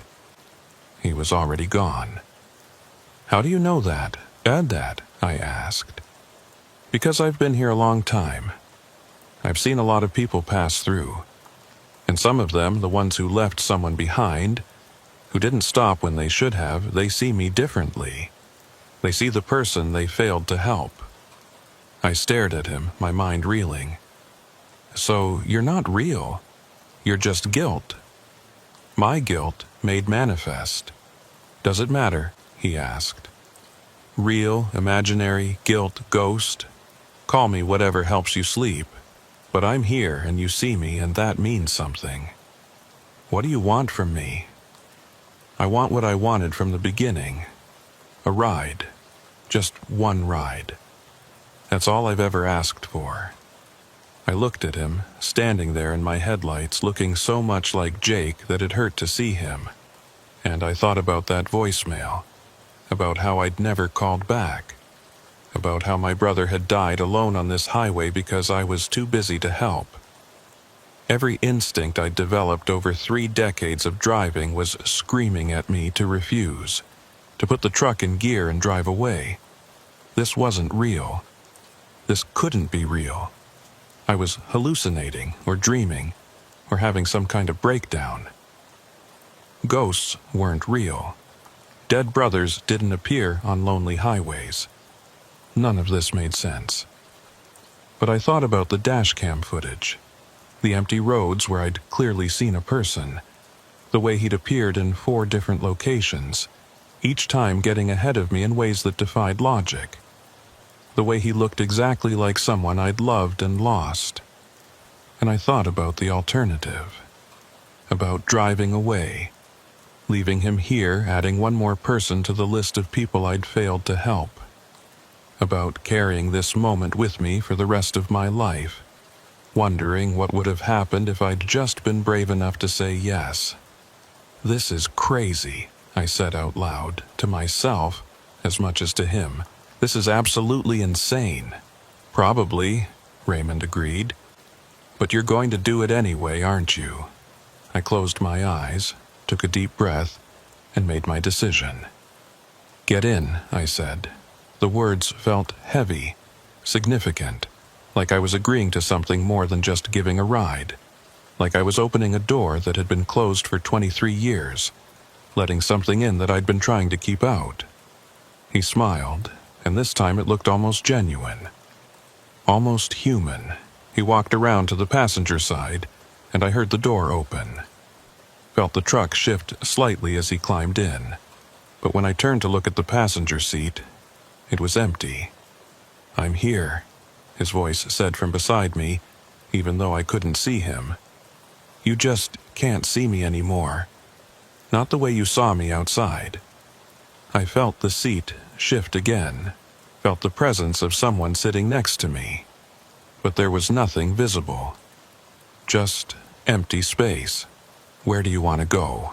I asked, my voice barely above a whisper. North, he said. Just keep going north. I'll tell you when to stop. I put the truck in gear and started driving. The highway stretched out ahead of me, empty and dark.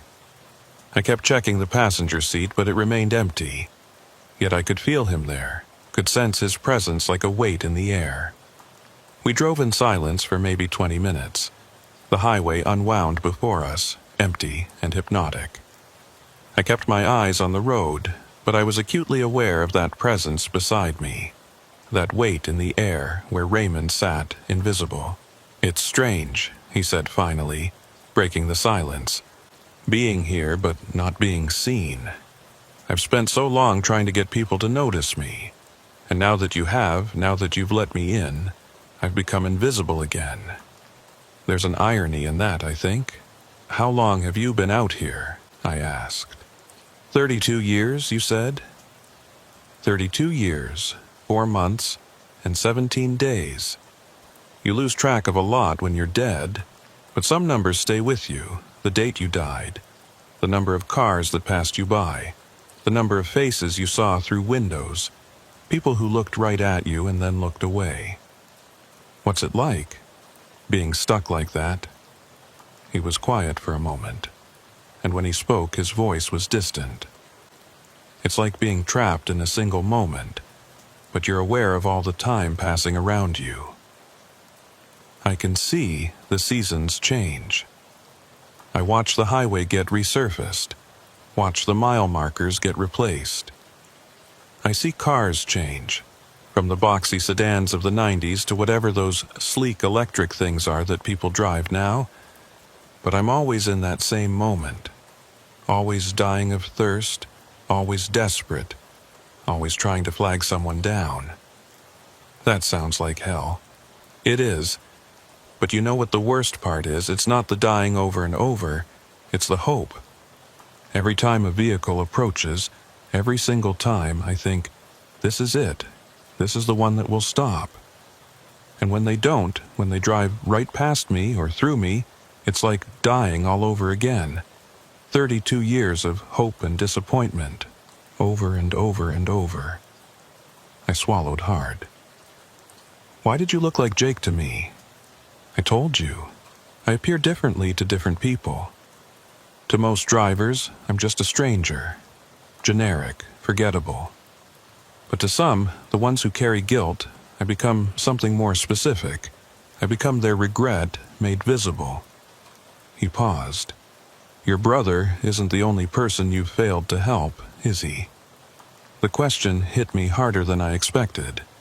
I thought about all the stranded motorists I'd passed over the years, all the people standing on shoulders with their thumbs out. I'd told myself I was being smart, being safe, but was I? Or was I just being afraid? "There was a woman," I said slowly. "About 10 years ago, outside of Elko. Her car had broken down, and she had 2 kids with her. Little ones, maybe 5 and 7. I slowed down, almost stopped. But it was late and dark, and I didn't know her, so I called it into highway patrol and kept driving. I gripped the wheel tighter. I found out later that it took them almost 2 hours to reach her. 2 hours those kids sat in a cold car, scared, while their mom tried to keep them calm. They were fine, eventually. But I think about those 2 hours sometimes. Wonder what I was so afraid of." "You were afraid of what might happen if you stopped," Raymond said. "That's human, that's normal. But it doesn't make it right." "No," I agreed, "it doesn't." We drove on. The stars wheeled overhead, and the desert stretched out on either side of us like a dark ocean. "Your brother didn't blame you, you know. At the end, when he was dying, he wasn't thinking about the voicemail or the fact that you didn't come. He was thinking about the good times, the summers you spent together as kids, the way you taught him to drive. He was at peace." I felt tears burning in my eyes. "How would you know that?" "Because I was there. I saw him. We all see each other out here, those of us who got left behind. We're all connected in a way." "Are you saying Jake is out here too? Like you?" "No." Jake moved on. "He didn't get stuck like I did, like the others. He had people who loved him, who mourned him. That matters. It helps souls move on." He paused. "I didn't have that. No one mourned me. No one even knew I was missing until weeks after I died. "What's your real name?" I asked. Raymond Kowalski." The name hit me like a punch. "David Kowalski's brother? You know about David?" "I know a driver who helped him find peace." Raymond was quiet for a long time. When he spoke again, his voice was thick with emotion. "David's gone? He's not here anymore?" "He moved on. Someone listened to him, acknowledged what happened to him, and he was able to let go." "Good," Raymond said softly. "That's good. He deserved peace. He was a good man." "What about you?" I asked. "Can I help you the same way?" "No, it's different for me. David died waiting for help. I died because someone actively chose not to help. That leaves a different kind of mark." "What happened to you?" "I was hiking out in the desert, about 15 miles east of here.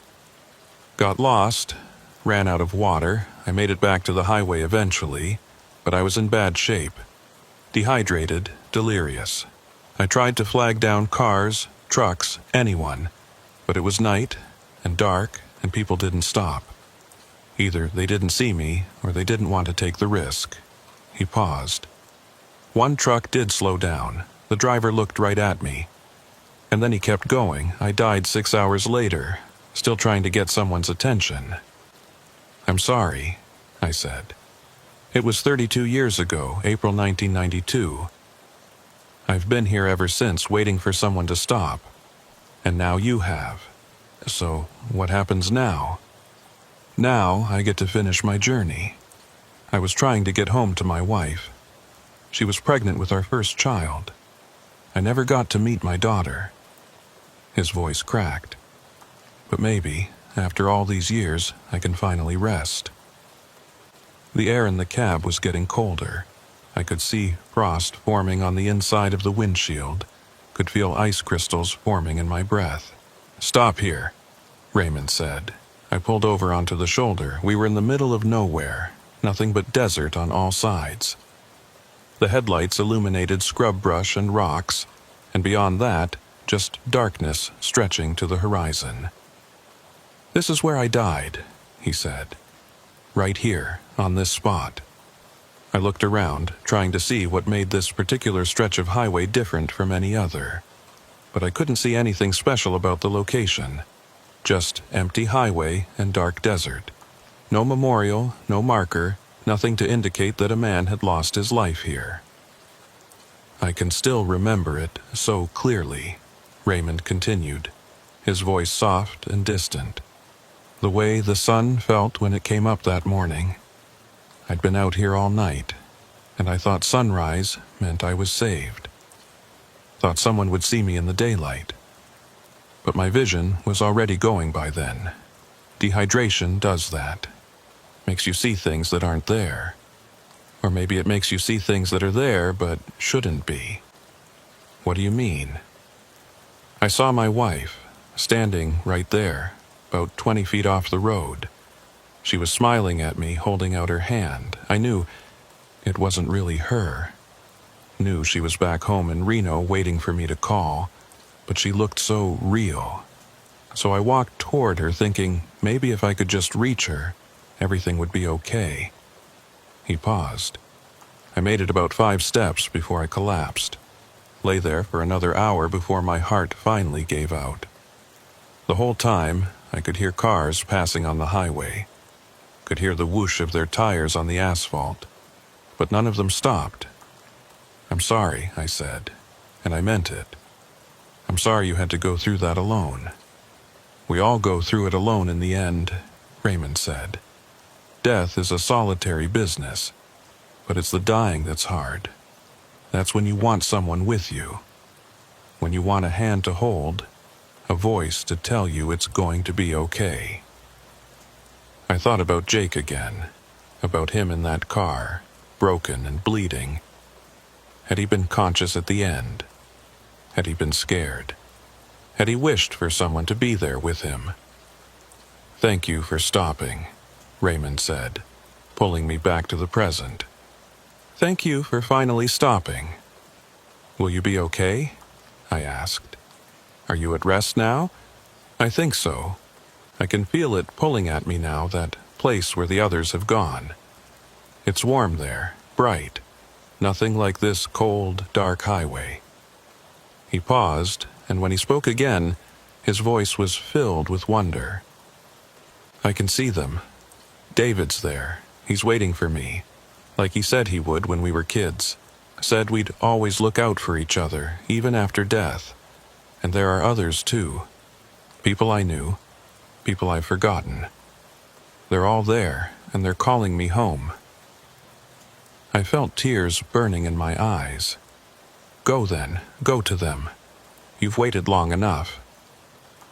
"There's one more thing," Raymond said. "Your brother, Jake. He wants you to know something." My breath caught. "Jake is there? You can see him?" "Not clearly. He's further in than the others, deeper into that light. He crossed over properly, didn't get stuck like David and me, but he's there and he has a message for you." Raymond's voice was getting fainter now, like he was speaking from a great distance. "He says to tell you that the grinding noise wasn't the transmission. It was the wheel bearing. It would have failed whether he was driving fast or slow, whether he kept going or pulled over. There was nothing you could have done. Nothing anyone could have done. It was just his time." The tears were flowing freely now, running down my cheeks and dripping onto my shirt. "Tell him I'm sorry. Tell him I should have called back. He knows, and he forgives you. He forgave you the moment it happened." Raymond's voice was barely a whisper now. "He says he's proud of you. Says you've lived a good life, helped a lot of people in your own way. And he's waiting for you when your time comes. But not yet. You've got more road to cover first. Raymond, I have to go now. Thank you, Dustin Hale. Thank you for giving me what I needed most. Not a ride, not really. Just acknowledgement. Just the knowledge that someone finally saw me, finally stopped, finally cared enough to help. That's all any of us really want in the end. To be seen, to matter." "You matter," I said. "Your life mattered. Your death mattered. You mattered. I know that now. Finally, I know." The temperature returned to normal, suddenly, all at once. The frost on the windshield melted away, running down the glass in small rivulets. The weight in the passenger seat lifted, and I felt the presence beside me dissipate like morning mist. And I knew, without looking, that Raymond was gone. But before he left completely, I heard one last whisper, so faint I almost missed it. "Tell Rachel I loved her. Tell her I tried to come home.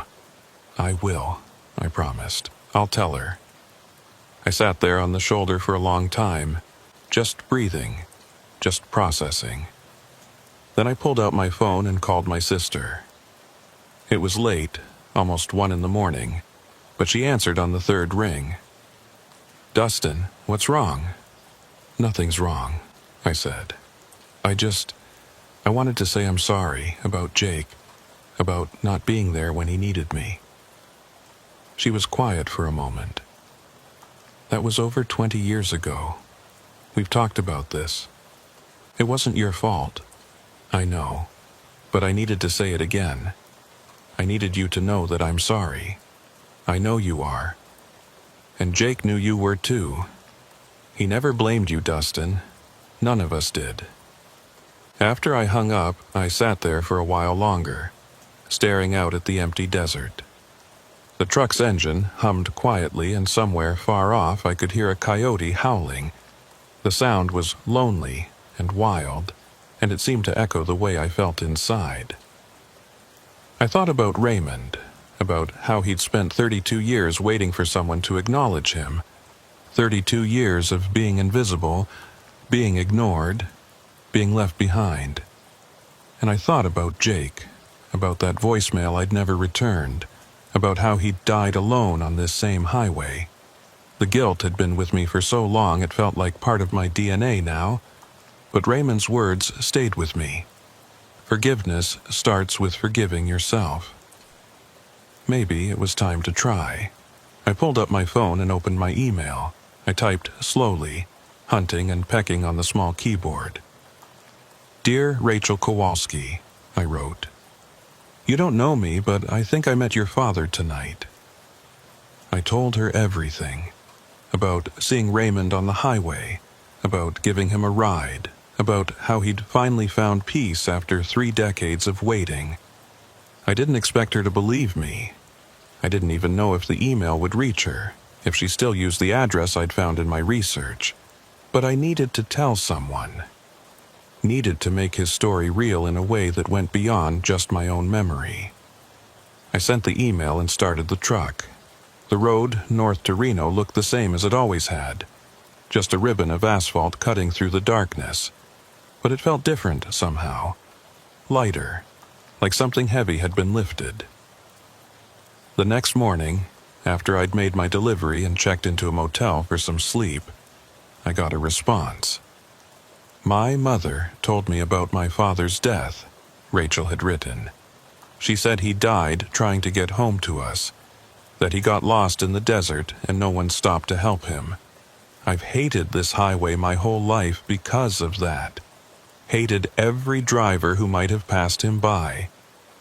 But if what you're saying is true, if he finally found peace, then maybe I can start to let go of that hate. Thank you for stopping. Thank you for being the one who finally helped him." I read her email 3 times, tears blurring my vision. Then I closed my laptop and tried to sleep. That was 3 months ago now. Since then, I've driven US 95 maybe a dozen times, always watching for Raymond, always half expecting to see him standing on the shoulder with his thumb out. But he's never appeared again. The highway looks normal now, just another stretch of road through the Nevada desert. I did make one change, though. I started carrying emergency supplies in my truck. Water bottles, blankets, a first aid kit, flares. And I put a new sticker on my CB radio, right where I can see it every time I reach for the mic. It says, "Stop for the stranded. Call for help. Be the one who answers." I still don't pick up hitchhikers. Some rules exist for good reasons and the world is still a dangerous place, but I do stop for people who are clearly in trouble. Broken down cars, accidents, anyone who looks lost or afraid. I stop, I stay at a safe distance, and I make sure help is on the way before I leave. Last week, I pulled over for a family whose minivan had overheated outside of Beatty. Dad, Mom, 3 kids, all of them looking worried and hot. I gave them water while we waited for the tow truck, let the kids sit in my air-conditioned cab. The father tried to give me money, but I waved him off. "Just pay it forward," I told him. "Next time you see someone who needs help, be the one who stops." He promised he would. I think about Raymond sometimes, late at night when I'm driving through empty country. Wonder if he found his brother David on the other side, if they're together now after all these years of being separated by death and distance. Wonder if Jake was there too, waiting to tell me that everything was forgiven, that I'd done enough penance. I like to think they are. I like to think that wherever Raymond went when he left my truck that night, it was somewhere warm and full of light, somewhere he could finally rest after 3 decades of wandering. And I think about what he taught me, that the ghosts we carry aren't always supernatural. Sometimes they're made of guilt and regret, of all the times we should have helped but didn't, all the moments we chose fear over compassion. Those ghosts can haunt us just as surely as any spirit, can weigh us down and follow us for years. But they don't have to be permanent. Forgiveness is possible. Redemption is possible. Sometimes all it takes is one act of kindness, one moment of choosing to stop instead of driving past. I carry that knowledge with me now, every time I get behind the wheel. Every mile I drive, every person I pass. I remember Raymond standing in my headlights, asking for the one thing he'd been denied for 32 years. A simple act of human kindness. A ride home. I haven't seen Raymond since that night. Haven't seen any hitchhikers on US 95, real or otherwise. The highway looks normal now. Just another stretch of road through the desert. But I carry Raymond's story with me. Carry the knowledge of what he went through, dying alone because people chose not to stop. And I think about Jake. About that voicemail I never returned. About all the ways we fail each other without meaning to. I still don't pick up hitchhikers. The risk is too real, the world too dangerous. But I do call in every stranded motorist I see. Every person standing on the side of the road looking lost or afraid. I report them to Highway Patrol, make sure someone comes to help. Because I learned something that night. I learned that the ghosts we carry aren't always the ones who died. Sometimes they're the ones we left behind. The people we could have helped but didn't. And those ghosts, the ones made of guilt and regret, they can haunt you just as surely as any spirit. Raymond Kowalski died on April 12, 1992, on US 95 in Nevada. His body was found 3 days later by a road maintenance crew. He was 34 years old. His daughter was born 2 months after his death. His wife named her Rachel, the name they'd picked out together. I know this because I looked him up after that night. Found his obituary online, found news articles about his death. It was all real. He was real. And he'd been waiting for 32 years for someone to stop. I'm just glad I finally did, even if it was 32 years too late.